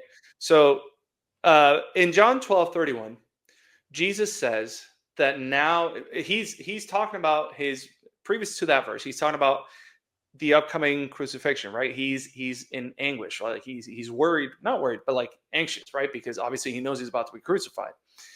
But in John 12:31, he says that now is the time for the ruler of this world to be cast out, right? That's Satan. Okay. That's prior to him being crucified. In Matthew 28:18, he says, all authority in heaven and on earth has been given to me. I think we don't think about the ramifications of what that means. There Okay. was this ruler of this world called Satan. And now Jesus says, now all authority in heaven and on earth are mine. It's no longer his. This world used to be his. It's no longer his. Now he's still here, Yeah. right? He's still prowling around like a roaring lion seeking whom he may devour. Yeah. Yes, he's Yeah. trying to do that. But I kind of think about it as like the Colombian guerrilla in the 90s. They're in the woods. They're trying to occasionally take over towns, The but it's not theirs. Sandinistas. Yeah, yeah, yeah, yeah. They're Yeah, it's not theirs, okay, right? okay. Satan. This is not Satan's world. This is God's world. Hmm. This is Christ's world, and all of it. Just because some of it is in rebellion to Him doesn't mean that it's not His. I don't know if you ever watched the movie Braveheart. A long time. Yeah, yeah, Okay, yeah. so there's a scene that I think I really, really love because I apply it to this all the time. So they bring Mel Gibson, aka William Wallace, William Wallace. over Yeah. to the representative of the king, and he tells the representative of the king, he says, "Never in my whole life have I sworn fealty to this man." And the representative of the king says, "It matters not. He is your king." And so that's what we ought to say to everybody about Jesus. It Okay. doesn't matter that you don't believe him in. He is your king, Oh, right? that Like, yes, that 100%. okay, I guess I was making the distinction between he's your king, all are going to bow before him. I didn't take that to mean that that means that all that the civil government is. Yeah, I'm not sure. I guess let me I think I let was me make the connection. yeah. Maybe this will help. Okay, okay. If Jesus says that he has all authority in heaven and on earth, Yeah. does all mean, well, the exclusion is the civil government, or is he ruler over even that? No, I mean, yeah, it means all. Okay, Yeah. okay. So Okay, so then, all right. Well, then that I was worried that that had nothing to do with what we were talking about. So I'm happy to hear that it actually had something to do with it. I was getting Um, to it, but it was a okay, long way of doing so it. this one I don't have exact verses, so bear with me. But when I as I'm been kind of working my way through the Old Testament. By the way, I'm doing Reverend Chad Bird's Bible in 1 year reading plan. Okay, It's I'm not 15, familiar with it, but yeah, he's a Lutheran minister, LCMS minister, and it's 1517.org. And they have this, it's really cool. They have you do Old Testament and New Testament. So right now we're on Deuteronomy and Acts.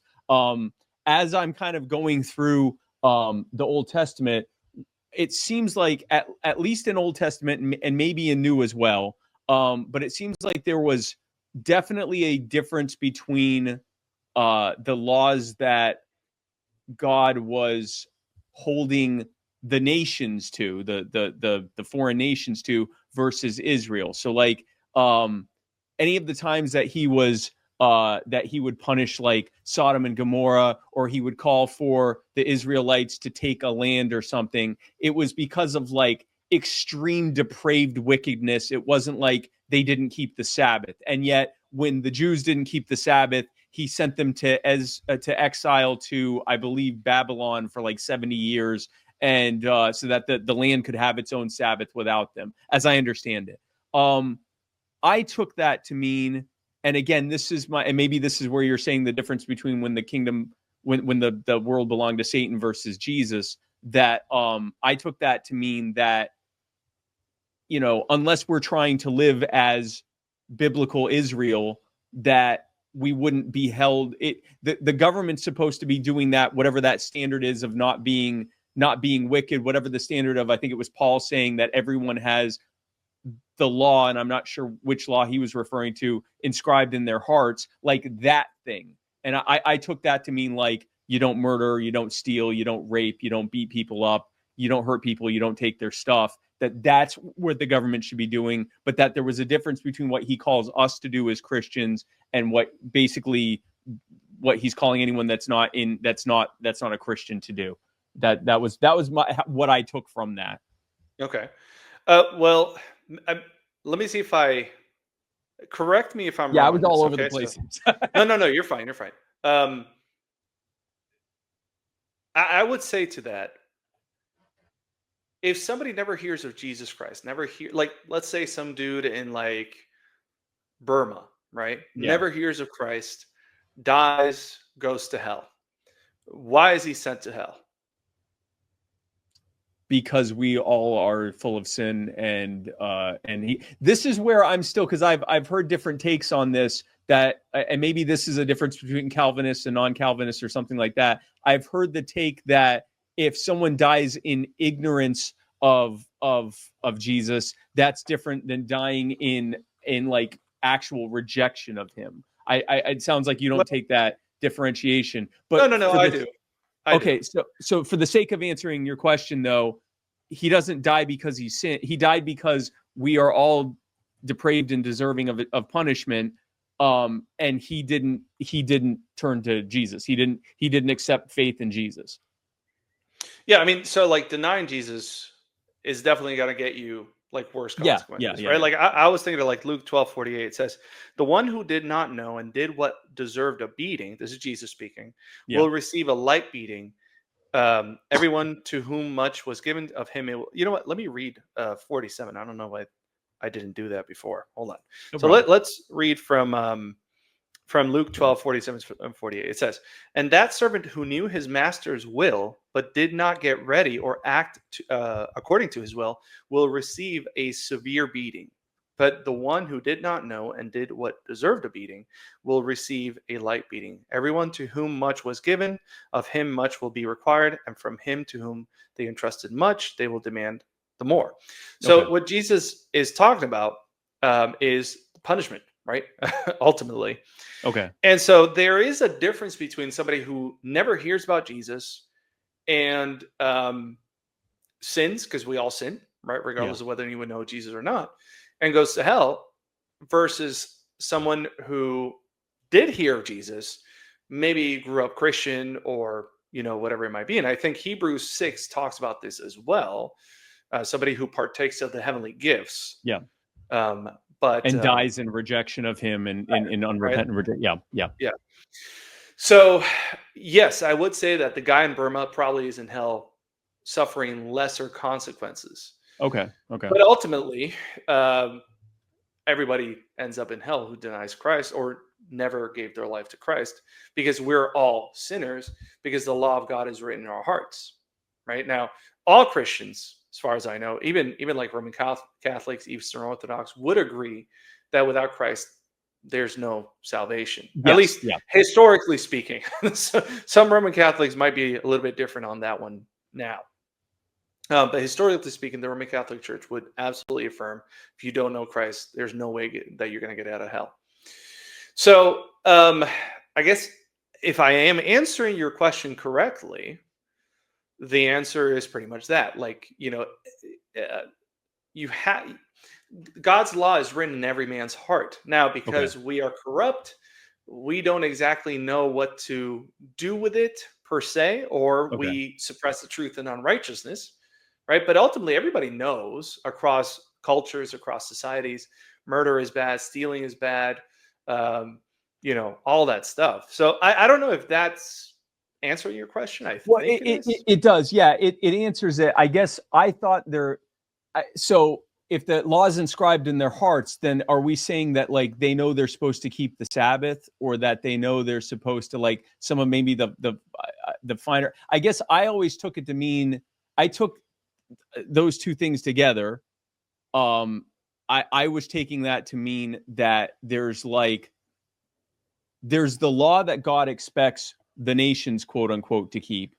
So that, and this isn't about Okay. individuals, like whether they go to hell or not. This is like on this earth, that there's like, he'll smite their nation if they don't keep this, versus what he'll do to like us as the new Israel, as Christians, for not doing like this level of keeping with it. And again, it was more to like, so like an example I'll give is like, he never punished Babylon for not keeping the Sabbath, but he did punish Israel into exile into Babylon for 70 years. I think it was Babylon that they were exiled to, for not keeping the Sabbath. And so it seemed like there was like a different tier between what not the kingdom of Israel was expected to Okay. do versus I what the gotcha. kingdom of Israel was expected to do, if that makes sense. Yeah. So when I see, well, first of all, I want to clarify one thing. The Okay. Bible doesn't say every single thing that God did with every nation over the course of history. Of So course. we Yeah. can't say, like what God did or didn't do. We know historically there have been famines and earthquakes and all kinds of Yeah. things that have happened Yeah. to people. Yeah. And because God is sovereign, I can say ultimately that was God. Why did he do it? We don't know. Yeah. Okay. Deuteronomy 29:29, the secret things belong to the Lord, the real things belong to you and to your children, right? So Okay. there Okay. are things that God keeps secret that he doesn't tell us. But Okay. we can conclude, yes, God is sovereign over all things, and so that's why they happen. Okay. So, um, does God punish other nations for keeping the Sabbath? The Paul in the New Testament makes a lot of arguments where he basically says people should know this because it's based on creation, right? Like Okay. when he talks about like head coverings, for example, he appeals to creation to argue for head coverings and some other stuff. Um, from the beginning, in creation, God rested one day out of seven. And so it's not the law of Moses, right? Like it's not the 10 commandments that first established the idea of the Sabbath. It was Okay. actually the beginning of creation. Right. Right. So Paul says that by nature, for example, going back to head coverings, you can see that a woman needs a hair covering or a head covering because she has long hair. I'm not here to argue about whether people believe in head coverings or not. If you're watching, that's not what my point right now. Although I do believe in women That head was the coverings. main. That's what theonomy is, right? Is that all women have to have their heads covered at all times? Like Not that all is the main. not That's all the main theonomists point. believe that. So believe it or not, although it sounds like something most theonomists would believe, but I know theonomists that do not believe that. Pastors who are theonomists even. Yeah. But the point is that Paul appeals to nature.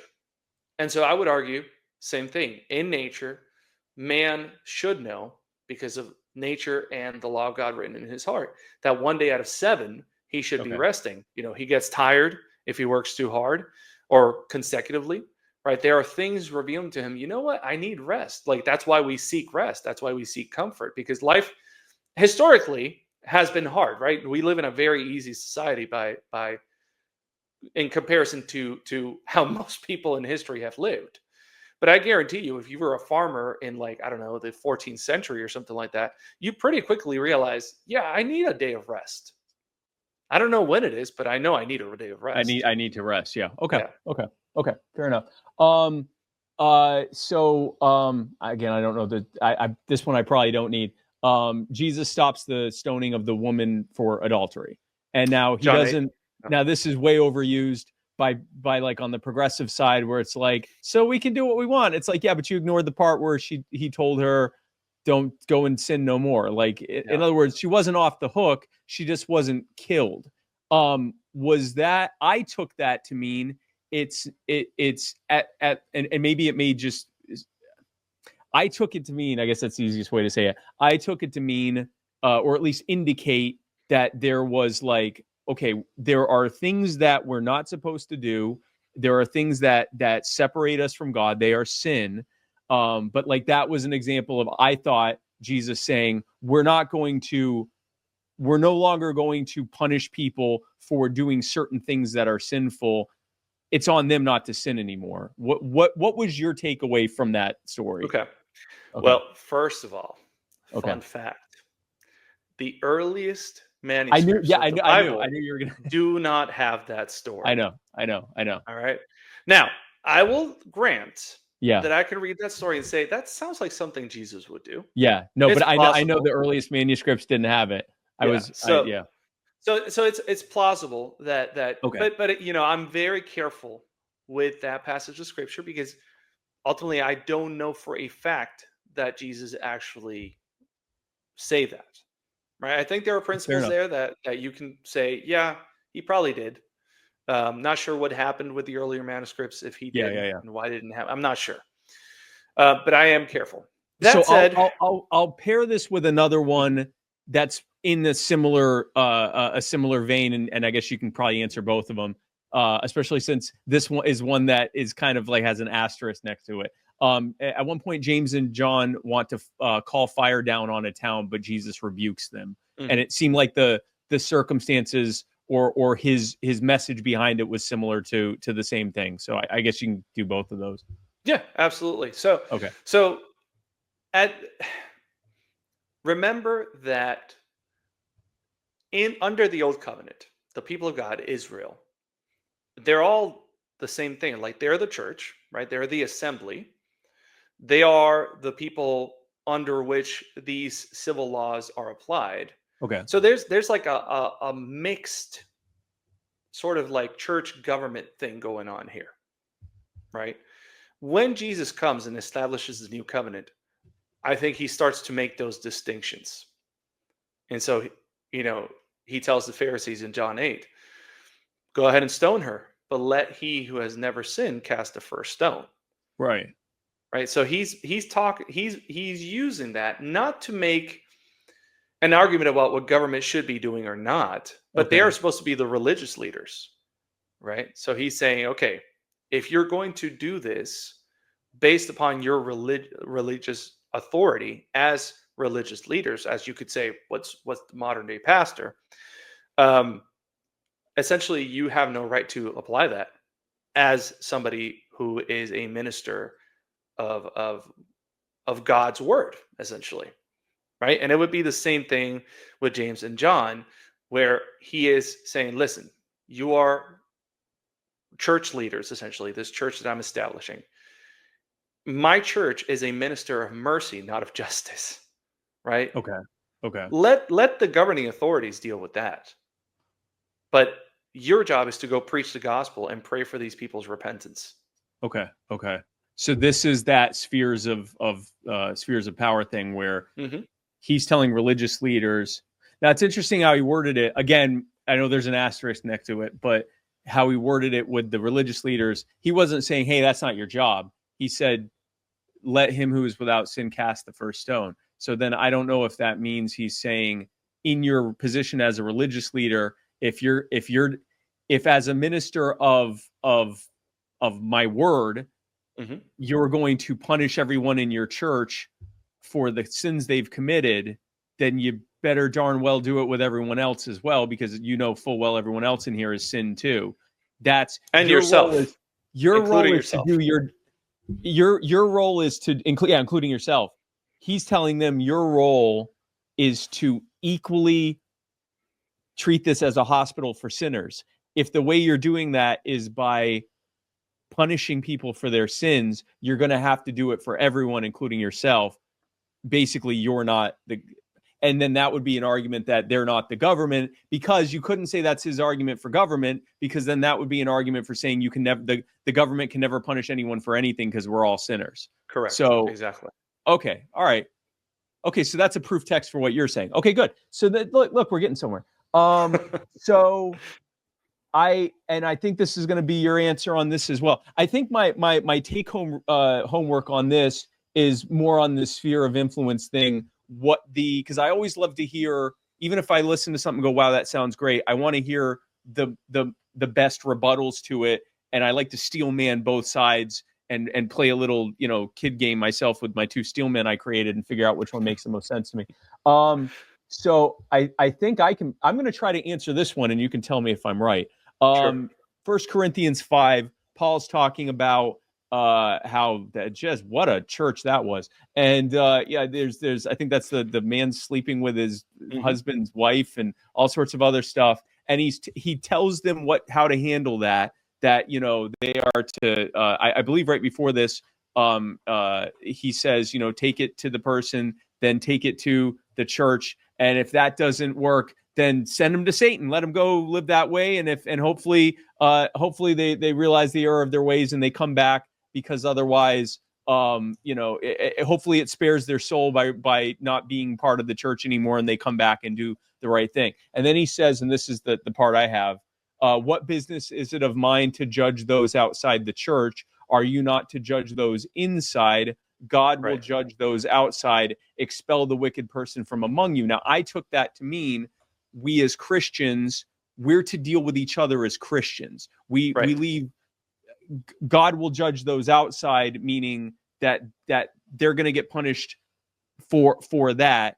And I took that to mean that that's our call. I think what you would say, you can tell me if I'm wrong. I'm going to try to see if I can steel man this in real time, that you would say that's the church. That actually goes back to what Jesus said about not stoning the woman, is that within the church, our job is to call people out for their sin, to hold them accountable for it, excommunicate them if we have to. Hopefully they come back with their tail between their legs. We can welcome them back into the fold and they can repent and turn away from their sin.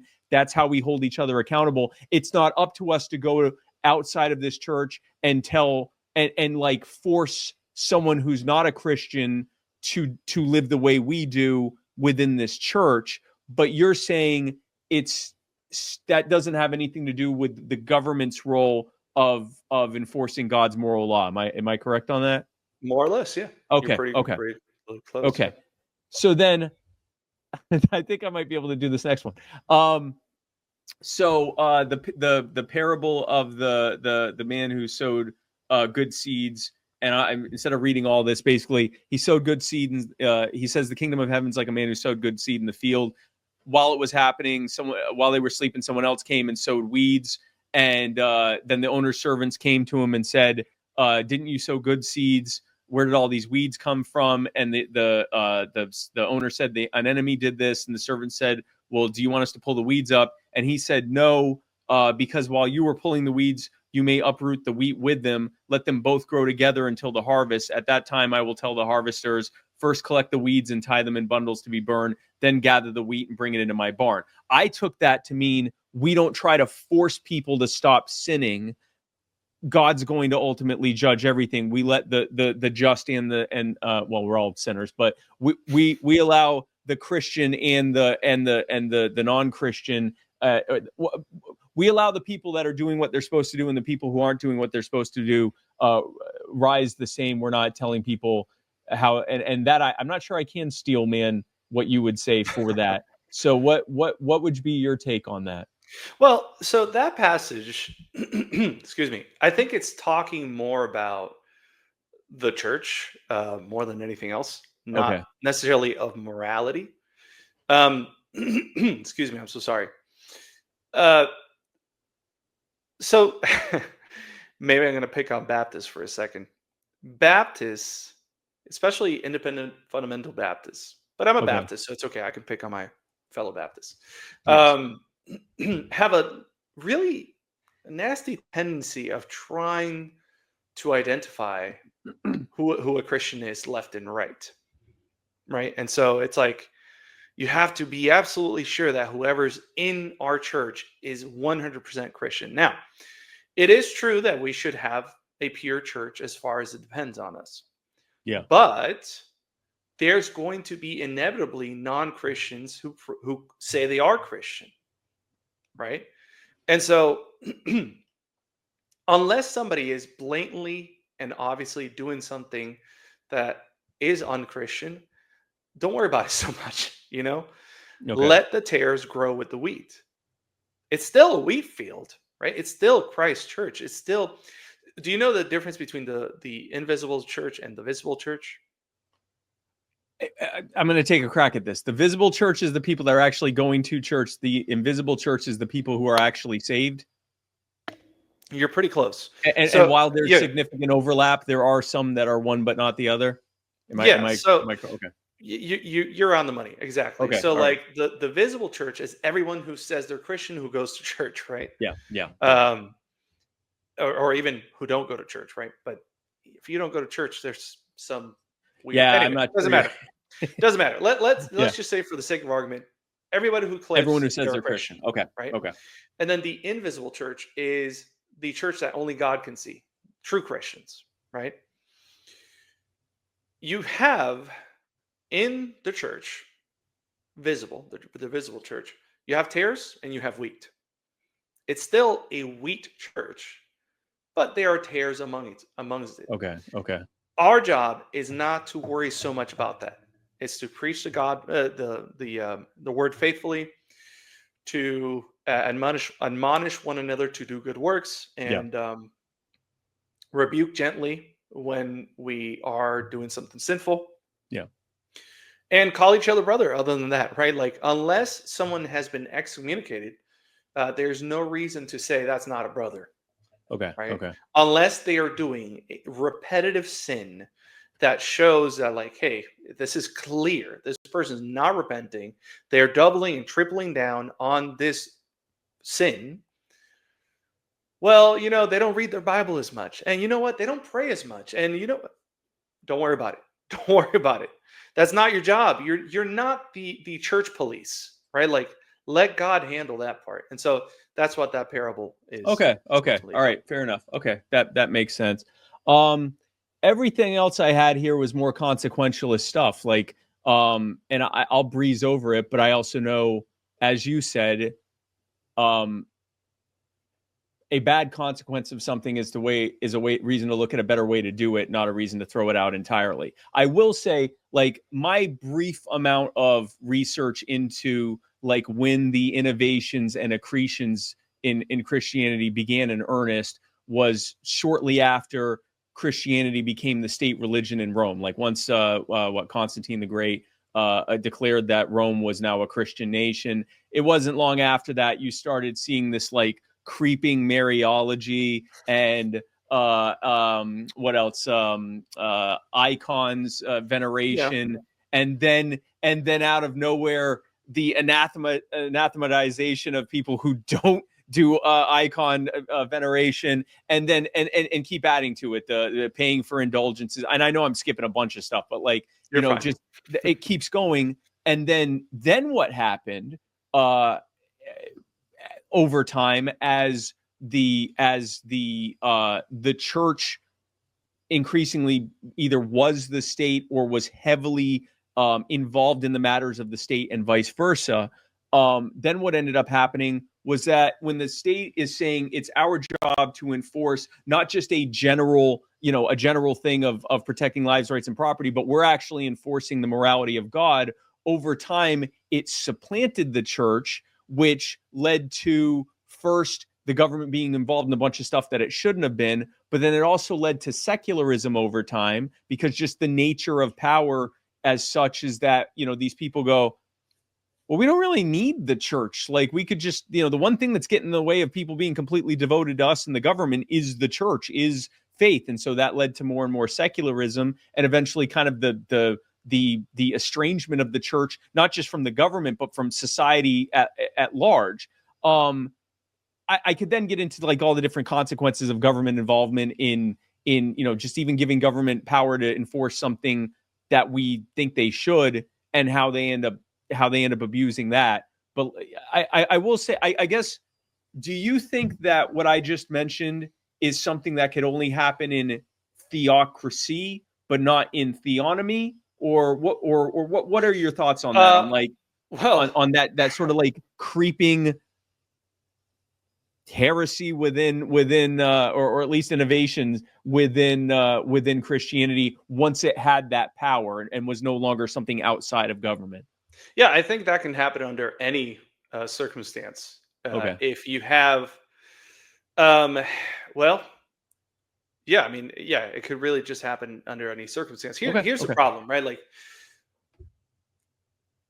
you have to keep the sphere sovereignty thing in mind, right? Because church discipline is not the role of the government, Okay. right? Like, church discipline is the job of the church. And if the government starts getting involved in that, like, for example, remember I gave you my earlier example of, like, I lied to my neighbor, or I've been lying to my church congregants, right? The government has no business punishing me because I lied to them. The church does, though, right? By, like, taking one, having him talk to me. If I don't listen to him, two or three come and talk to me. And if I don't listen to them, then the church needs to get the elders involved, and the church as a whole, right, being represented, I would say, by the elders. They need to talk to me. And if I don't listen to them, then the elders should tell the church, listen, this guy, he's been talked to several times. He keeps lying to people. He won't repent. Have nothing to do with him. Yeah. Don't invite him to your house. Don't, like, hopefully he'll repent. Yeah. We will Yeah. keep the door open. We'll let him know, but just stay away from this guy.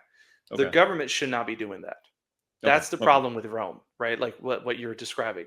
Okay. Also, the government also got involved. Well, they didn't get involved, but because they established a state religion, rather than simply saying, "Hey, we worship the God of, or we submit to the true God, the God of Christianity, and Yeah. we're going to follow His laws," right? Because there's a difference between the government saying, "We are now going to force everybody to be Christian," versus, hey, we recognize that we have to have an objective source of morality. And so we're going to submit to the Christian God's source of morality. We're going to be a Christian nation in the sense of we're going to be a moral people, because Right. outside of God's morality, it's all subjective, right? That's why you Yeah. talk to an atheist, and he'll tell you, no matter if you press him enough, he'll say, well, yeah, I mean, it's a preference thing, right? Like, why Yeah. shouldn't No, I? they have to because there is no objective. Exactly. Correct. Yeah. So a Christian government, I would say, is a government who does not submit to any one church, but rather looks at God's moral standards and says that's what we need, right, to run an efficient country, and that's Okay. it. People lying, people, doing this or doing that. That's a church matter. Let them take care of it. But we establish justice. So if somebody steals, etc., we'll deal with that. I think that was pretty much the Yeah, end and of your question. it was the other part was more consequential about and like you said, well, you kind of addressed it because it was theocracy that leads to this power imbalance of the church is the state is the church, and then eventually, what do you need church for if you got the state? And Right, that right. leads to first, it leads to just the complete perversion and bastardization of the church. You reach a point where I think at one point the Vatican was running brothels or something like that. Like, I mean, it just completely like goes out to lunch. And then over time, what happens is because of a combination of people looking at the church and seeing how like completely hypocritical it is, and people and the people running the state realizing you don't really need the church and it kind of gets in the way, you end up with secularization. Like theocracy, given a long enough timeline, is going to eventually lead to secularization because people are going to get sick of theocracy. And instead of just saying, we don't want theocracy, they're going to say, we don't want the church, and they're going to go to the government. So the government becomes God. The government becomes God. Yeah. Cause it's not if, but what, like we're made to worship. We're going to worship something. Exactly. Most of us, a lot of us just end up worshiping ourselves. And I will say that's probably my biggest struggle is, self-importance and all of that. But, okay. All right. So that makes that, I did have two follow-up questions. Sure. And I'm forgetting one of them. But just I got about 10 more minutes. Okay, well then let me do this one, and that'll give us time. Okay, let's say, and we're not there yet. I got a lot of. I'm definitely coming to. This helped a lot on a lot of things. I got a lot more research to do. I got probably some debates to watch and some Bible study in front of me. But okay, let's say you sold me, and I went, all right, I'm a theonomist now. I'm 100% on board with theonomy. I'm a general equitarian. and we're doing this thing. Okay. All right. If we put everything we had into creating a national a national referendum on theonomy, it would fail miserably. We might Yep. get 15-20% if we're lucky, right? Mhm. Which means that should not our main focus be on winning souls for Christ? And it should be anyway, I would think, to whether that leads to theonomy or not. We should not, because my fear is I see some people who call themselves theonomists and they're out there praising Stalin and talking about government power all the time. And I don't see him so much talking about it's a guy Stone Choir or something like Oh, that. those guys are not theonomists. Those guys are evil. Those guys aren't even Christian. Oh, okay. Well, then I good. mean, they say they're Christian, Then I'll but just like ignore them. Okay, great. Corey Mahler is the main guy from Stone Choir. He is I've a heard that name. Yeah. yeah, he's a white supremacist. He was actually excommunicated from his Lutheran church, so he actually doesn't even, as far as I know, doesn't go to church. Oh, Now he gives lots of marriage advice, which is hilarious because he's not married.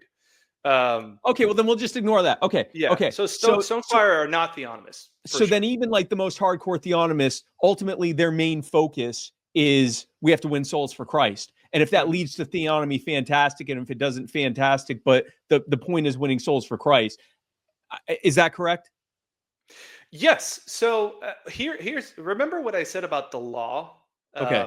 How there's three uses for it. The first use is a mirror. You remember Yes. that?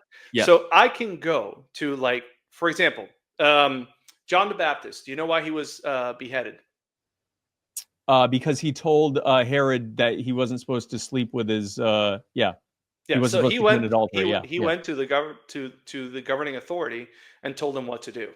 Yeah. Right, and he got his head. Well, it was technically because the girl asked Because for she his told, head. yeah, she said her Yeah, mom wanted it or something. but Yeah. Yeah. Yeah. Yeah. yeah, but but he That's why he, essentially, yeah, that's why it happened. yeah. Yeah. So listen, I got some guys to that you should look into. Okay. Look into a guy called Dusty Devers. All right, he's an Dusty Oklahoma Beavers. senator. Dusty Devers. Okay. He's a senator in Oklahoma. Okay. Um, just just watch interviews with him. Just Okay. listen to him for a while. Okay. Jeff Durbin. I don't know if I you've know heard that of him. name. Yeah. Yeah. Okay, Yeah. check him out. See what he has to say about theonomy. Um, T. Russell Hunter, Abolitionists Rising. Okay. I would listen to. I'm trying to think of. Maybe I could send you some books later or something like that. But like Bonson, his books are Theonomy and Christian Ethics, if I'm recalling correctly. I haven't read it in a long time, so it's like, and I read it not like a physical copy, which is unusual for me because I like to read physical copies usually. Okay. But anyway, the point is, there's lots of resources I could point you to. Okay. But here's the thing: ultimately, should we be spreading the gospel? Yes, absolutely. Should that be our That is focus? the thing. That's our commission. Absolutely, Yeah. 100%. Yeah. But God's law and God's gospel, although distinct and we cannot mix them, Yeah. go hand in hand. Okay. So why do you need Jesus? Because we are we are destined to punishment without him. Okay. Why are you going to be punished? Because we're full of sin from our conception. How do you know that you're a sinner? Because God told us, and we can look at the law to point to that. How do you tell somebody that they need Jesus? You broke this law.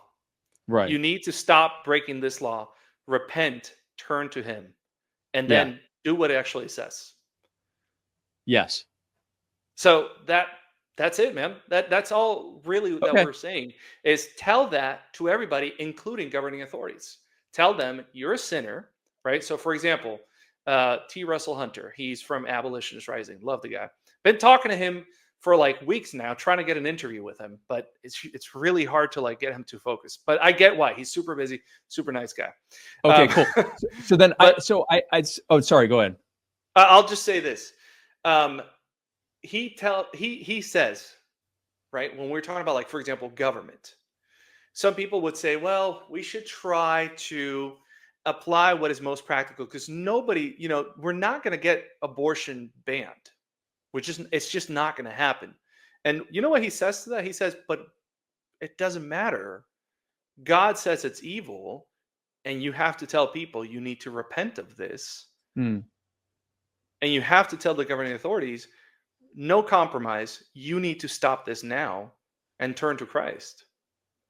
And you need to establish justice as a minister of justice for the unborn. No compromise. No, well, only if it has a heartbeat. None of that. That's unjust, because you're being partial to one set of babies in the womb, but impartial to another, or unfair to, or unjust, excuse me, to another set of babies in the womb. You're setting a subjective standard for who gets to live and who gets to die. And that's not right. That's evil. We preach God's law to everyone. Correct. Okay. And law Okay. word, right? Like his gospel and his law, so that they recognize not just that, but law and gospel, law, prophets, and gospel. Okay. You may not even have time to answer this, but my only other, I guess, follow up is like, okay, so it's arguable anyway that with the current like charter that we have for government, it wouldn't actually be possible to have theonomy because of, for example, like the First Amendment and like, I mean, it's very clear that the founders were overwhelmingly Christian, but it doesn't seem, at least, like they wanted to have a certain level of civil governance that allowed for people to do things that may very well be sinful, and to have it be legal, at least within like the First Amendment and things like that. You could definitely argue that it's gone too far in the other direction. I would join you in that. If that's the case, then, and again, you may not have time for this, but like, are we to overthrow this government? Are we to what would the and there are probably a variety of different ways to do it, but like, what would, if we ran into the hard rock of the courts and everyone else saying, you can't have, there are certain things you're just not going to get within the construct of the Constitution. Step 2 is what? Well, okay, so like, let's go with the First Amendment, right? Like, okay, what does the First Amendment say? It's the freedom of speech. It's the freedom of the religion. So, like, for example, I would imagine you would say like public practice of other religions would not be allowed. Maybe I'm assuming that. And it's also the freedom for petition of the right to peacefully assemble, and the right to petition government for redress of grievances. And I may have missed one there. Okay, no, that's fine. Most people would know or recognize freedom of speech, freedom of religion, right? That's what most people think of. When they think of it.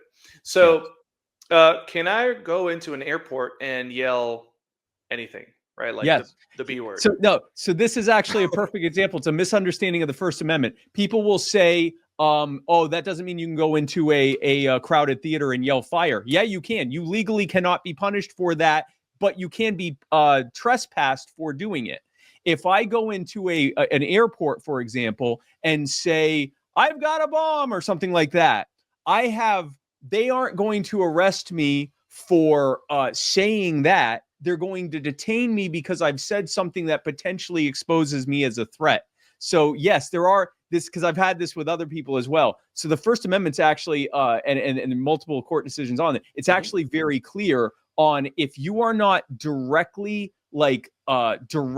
threatening the life of someone, and most states also have a carve out for if you say something that is knowingly wrong that causes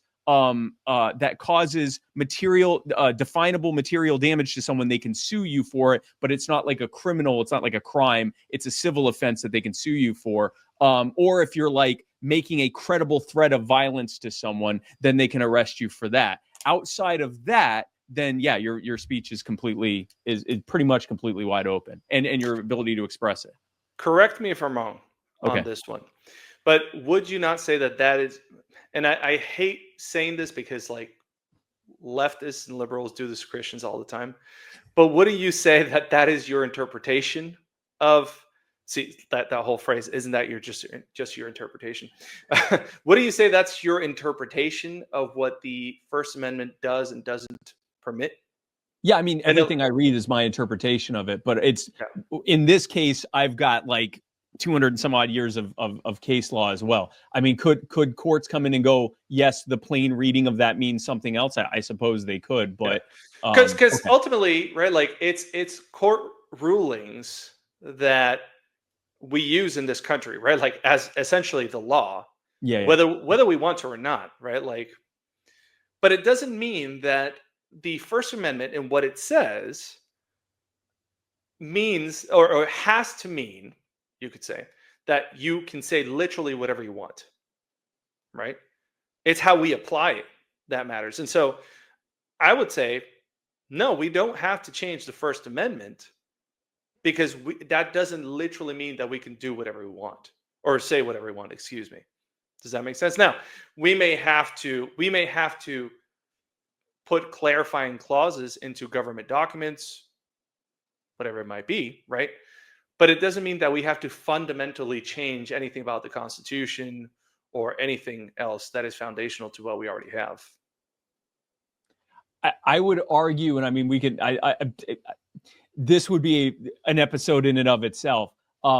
Talking about this, I would argue that at least my basic understanding of like things that would or wouldn't be allowed. Like, so for example, freedom. I'm sorry if I'm going over the time. Like, so You're fine. real quick, would you say sin versus crime? Would you say that okay, someone can be a Muslim privately, but like someone couldn't build a mosque or something like that? Yes, I would say Okay, that. so I would then like, say, like, how does that not if violate freedom of religion? because so I'm not going into your home and saying you have to be a Christian, right? Like I'm not breaking into your house, checking that you don't have any like Muslim private Right? worship, Yeah, whatever it yeah, yeah. might No, be, it's on a right? surveillance Like state. now, Yeah. if you have a private building that's not like promoting anything, but you're just inviting your other Muslim buddies to like come and gather, that's Okay. fine. Now, if you're putting out uh, like a sign that says, "Hey, we deny Jesus, Allah reigns," or something like that, I would say, well, now you're doing something public. That's not okay. Like this is a Christian country, and so like let's not do that. Okay. Yeah, we'd have to have a whole different episode about this because there's like the level of jurisprudence change there would have to be to say that freedom of religion doesn't mean that would actually mean denying the Federalist Papers because the in the Federalist Papers they straight up say this includes what they call Mohammedism and all of that. But like I said, we've been over 2 hours now. This has been incredibly instructive. It definitely gave me a different take on this. I am still as of yet a libertarian, but this is a very I will say one thing. I think this showed that we already agree a lot more than I probably thought we did coming into this. Sure. Yeah. So I really appreciate that. You've given me a lot of my own homework to do here. I'm glad I did this. This was a super cool conversation, man. I appreciate it. Yeah, absolutely. I'm so glad that you were able to make it. And honestly, man, like I actually was not surprised that we actually agree on a lot more than we disagree. I think that's what happens with like okay, so like you mentioned, I'm gonna go over my time here because honestly I just have a set time because I'm a baby and I need to sleep. Um, it's Cutting past into 10, your man. sleep time. I'm sorry. Here, we No, got to no, wrap you're up fine. quickly. No, no, no, you're I fine. want to You're wrap fine. it up even more quickly now because I'm cutting into your sleep time. No, no, no, you're fine. You're fine. You're fine. It believe me, it's fine, really. No, I just I work, have kids that wake up early, and Of so I course, have of to. course. But it's fine. So a lot of people, there's a lot of misconceptions about like theonomy and stuff, and I don't think that this was necessarily supposed to be only about theonomy, but I think it kind of became that, which is fine. But a lot of people, like for example, right now there's a thing called Christian nationalism going on. Yeah, And so there's a lot of overlap. Unfortunately, very sadly, a lot of it has become Christian ethno nationalism, yeah, yeah, where it's become more about like race and ethnicity. And, it didn't start out that way. I would say like 2021, 2022. And I think yeah. there are some guys that would consider themselves Christian nationalists. In fact, I know they are, um, who are not about that, but it's sort of like attracted like the kinnis and things like. Do you know Yeah, what yeah, kinnism yeah. is? Yeah. Okay. So Yeah, so yeah. I may not know the finer points, but I understand that's kinism. fine. Yeah. Yeah, yeah. So it's attracted a lot of guys like that, and so you have like kind of like a wide range of people. The Stephen Wolves, all the way up to like the Corey Mahlers, the Storm Choir guys. Right, Okay. Stephen Wolf is a lighter, sort of like ethnocentrist, nationalist sort of person. Okay. Um, where he's not necessarily willing to say like, well, black people don't belong here, or like black people can't be in my church, or something like that. But there are some nuances to how he would apply all Okay. that. And then Okay. you have Okay. the more extreme Corey Mahler, whoa, all the Stone Choir guys and those kinds of people. Right. I had some of those guys tell me like, I shouldn't be talking to you. You're a brown person. That's disgusting to me. Um, and it's public, like it's on X, like on Twitter. Yeah, like they say this stuff, like very publicly. Um, and I have Do the they even screenshots. try to have biblical justification for this? Yeah. So I mean, like they'll go to like Old Testament passages where like Israel is told not to mix with the other nations. Of course, ignoring the context completely. Because That it's always says because they'll because they're have you. evil, right? Yeah, Like because they'll have you worship their gods. Like correct. it's Yeah, but don't tell them that, because that's the part that they always seem to forget. Um, it's a key point there. Yeah. Yeah, and they appeal a lot to like natural law, which of course they're twisting natural law. Natural law is good; it's a good thing. I'm a presuppositionalist, so I work primarily from that. But I can affirm Okay. like God has established a natural law. But they'll appeal to natural law and say, well, obviously, we don't mix well with like other people, and so everybody should stick to themselves. And yeah, it's crazy, dude. Like it's this whole thing. I go to what's her name, Miriam, a woman and her husband discover that Moses is married to a Cushite woman, Yeah, and so they exactly. go and tell everyone and try to sow discord over it, and so God gives them leprosy. Yeah, they actually, Corey Mahler, the guy from Stone Choir, I think he argues, oh, well, that had nothing to do, because that wasn't because of her race. It was because of like some other thing. In fact, she wasn't actually like black Ethiopian, like we try to argue. She was of the same race as Moses. It was some other. I don't remember what he excuses it as, but That's quite an innovation. yeah, man, like it's Wait. So wild. is he saying Moses is black No, because no, no, no, no, no. okay, but He's a Cushite is a Ethiopian. I know, but he rewrites history. Like he Okay. really does. All So right. like Well, that's one last. There's a guy named Joel Webbin. I don't know. Like, is yeah. he someone to like look into I It's don't. funny. I have met Joel. Okay. I've spoken to Joel. Um, I don't really enjoy his stuff anymore. Oh no. Um, he is not as bad as Corey Mahler, Okay. but he does make argument. Like he celebrates like White Boy Summer, and he'll tell you like, oh well, my White Boy Summer is less about a race and more about like a certain state of mind and this and that. But like the guys that promote White Boy Summer, like they'll show like pictures of like Nazi Germany and stuff like that, and they'll say like we want to get back to this, and So he's like flirting with the. he Okay. All right. Okay. flirts Fair enough. Okay. very like very very very very much. Like he Yeah. has said some things that like people like guys like me who used to support him, guys that like have even worked on him with like like shared a stage with him, supported his ministry or supported like his conferences. Yeah. They've backed away because they're like, oh, okay, this is getting really crazy. So yeah, it's just he's gotten really really weird. Yeah, I don't at this point in time I do not recommend Joel Webbin. Okay. Yeah, I've got this crazy take that there's neither Jew nor Gentile nor male nor female nor slave nor free. We're all one in Christ Jesus. Doesn't mean that those distinctions don't still exist. Obviously, there's still male or female. That's what they say. There's still Jew and Gentile. Right, the distinctions exist, but we're all one in Christ. Yes, but they're like, but the distinction still exists. You can't. So what they say, a favorite phrase of theirs is, "Grace does not destroy nature." And so they use that to argue against, like, for example, like they'll say like, black people have lower IQ, and we shouldn't, like, why would we want to be around that? And so I just prefer my own people. And which is fine for them for a personal preference, but that's right, correct, that's beyond eisegesis. Like, right.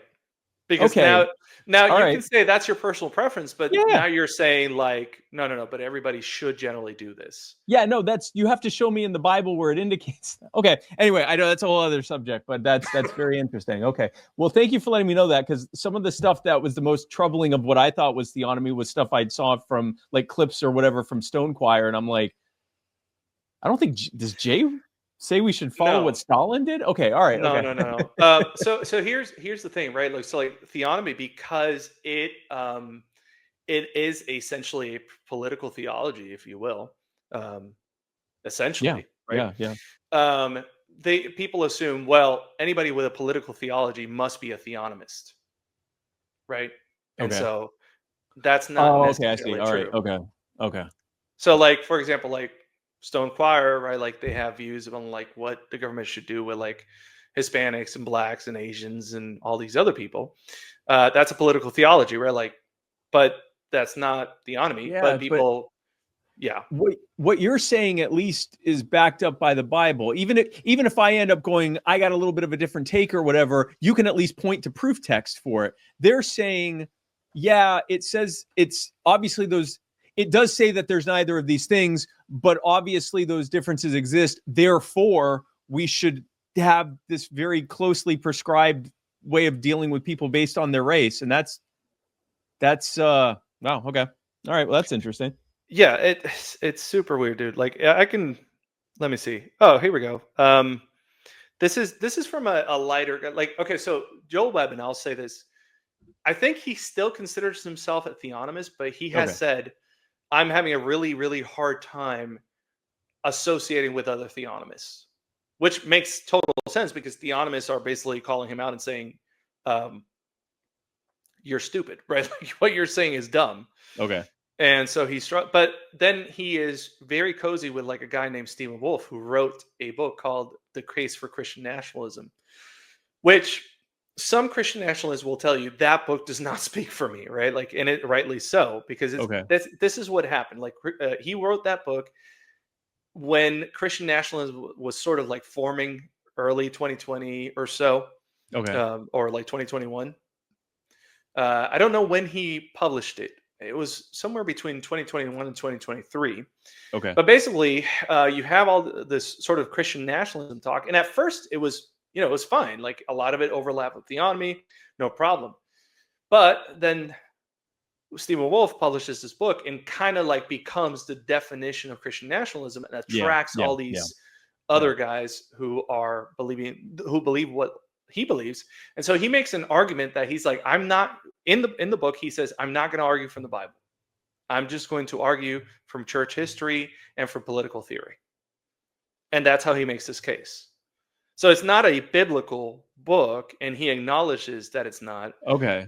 And so he, like, for example, I have one quote from the book here. He says, people of different ethnic groups can exercise respect, for difference, conduct some routine business with each other, join in inter-ethnic alliances for mutual good, and exercise common humanity. Okay. Example, the Good Samaritan. But they cannot have a life together that goes beyond mutual alliance. And then he quotes Aristotle and some other stuff. So Yes. Yeah. Bible. Let's look at what Aristotle had to say about it. That's interesting. Okay. All right. Well, at least he didn't try to ramrod it into the Bible, and he was saying that's nope. okay. All No, right. he's pretty clear that he is trying his best. And I think even in this he struggles, but he is trying to appeal to the Reformed tradition, the historical Reformed tradition, and what the Reformers believed about the state and the government and things like that, which Okay. it's actually kind of disingenuous in my opinion, because I'm like, yeah, like, I'm not saying the Reformers were perfect. They did have some things that he does say, and it's Yeah. true, right? But number one, I would say keep reforming, right? Like, we don't just stop at Yeah. whatever Constant some man reformation. said, Yeah. Yeah. Yeah. Exactly. right? Like, Yeah. we look at the Bible and we reform according to what the Bible says. Number one. Yeah. Number two, you're not being completely honest about everything they believed. So, Yeah. um, Okay. yeah. Well, that was an interesting thing, but yeah. Okay. Well, like I said, I'm very glad that we had this. I got quite a bit from this. I got a lot of a lot of fun research to do. But I appreciate your time, man. This was super cool. I appreciate it. Yeah, absolutely. I appreciate your time as well. And I think I don't know. Maybe I'll do this into a two-parter because I usually keep my videos to about like an hour or so. But this was cool though. Don't get me wrong. It's not a Yeah, criticism. I yeah. No, actually it's really it's a enjoyed it. lot. It's a lot. It's a lot. Yeah, no, but it was good. I might divide it. I haven't decided yet. But hey, guys, if if you're watching and let me know what you guys think. I mean, well, I guess you're not really watching with enough time to know what you think because I would release this. Anyway, doesn't matter. Spike, thank you very much for joining me. Thank you, man. I appreciate it, brother. I appreciate you, man. Thank you. God bless. All right. And guys, if you like this video, please go ahead and give it a like. If you haven't subscribed to the channel yet, go ahead and subscribe. I got some other stuff coming up. Well, I think I revealed at least one potential guest that I'll have in the future during this interview. But I have a lot of cool stuff coming up. So stick around, guys. Subscribe, and that way you'll be able to keep up with the content. So God bless you guys. Until next time, take care.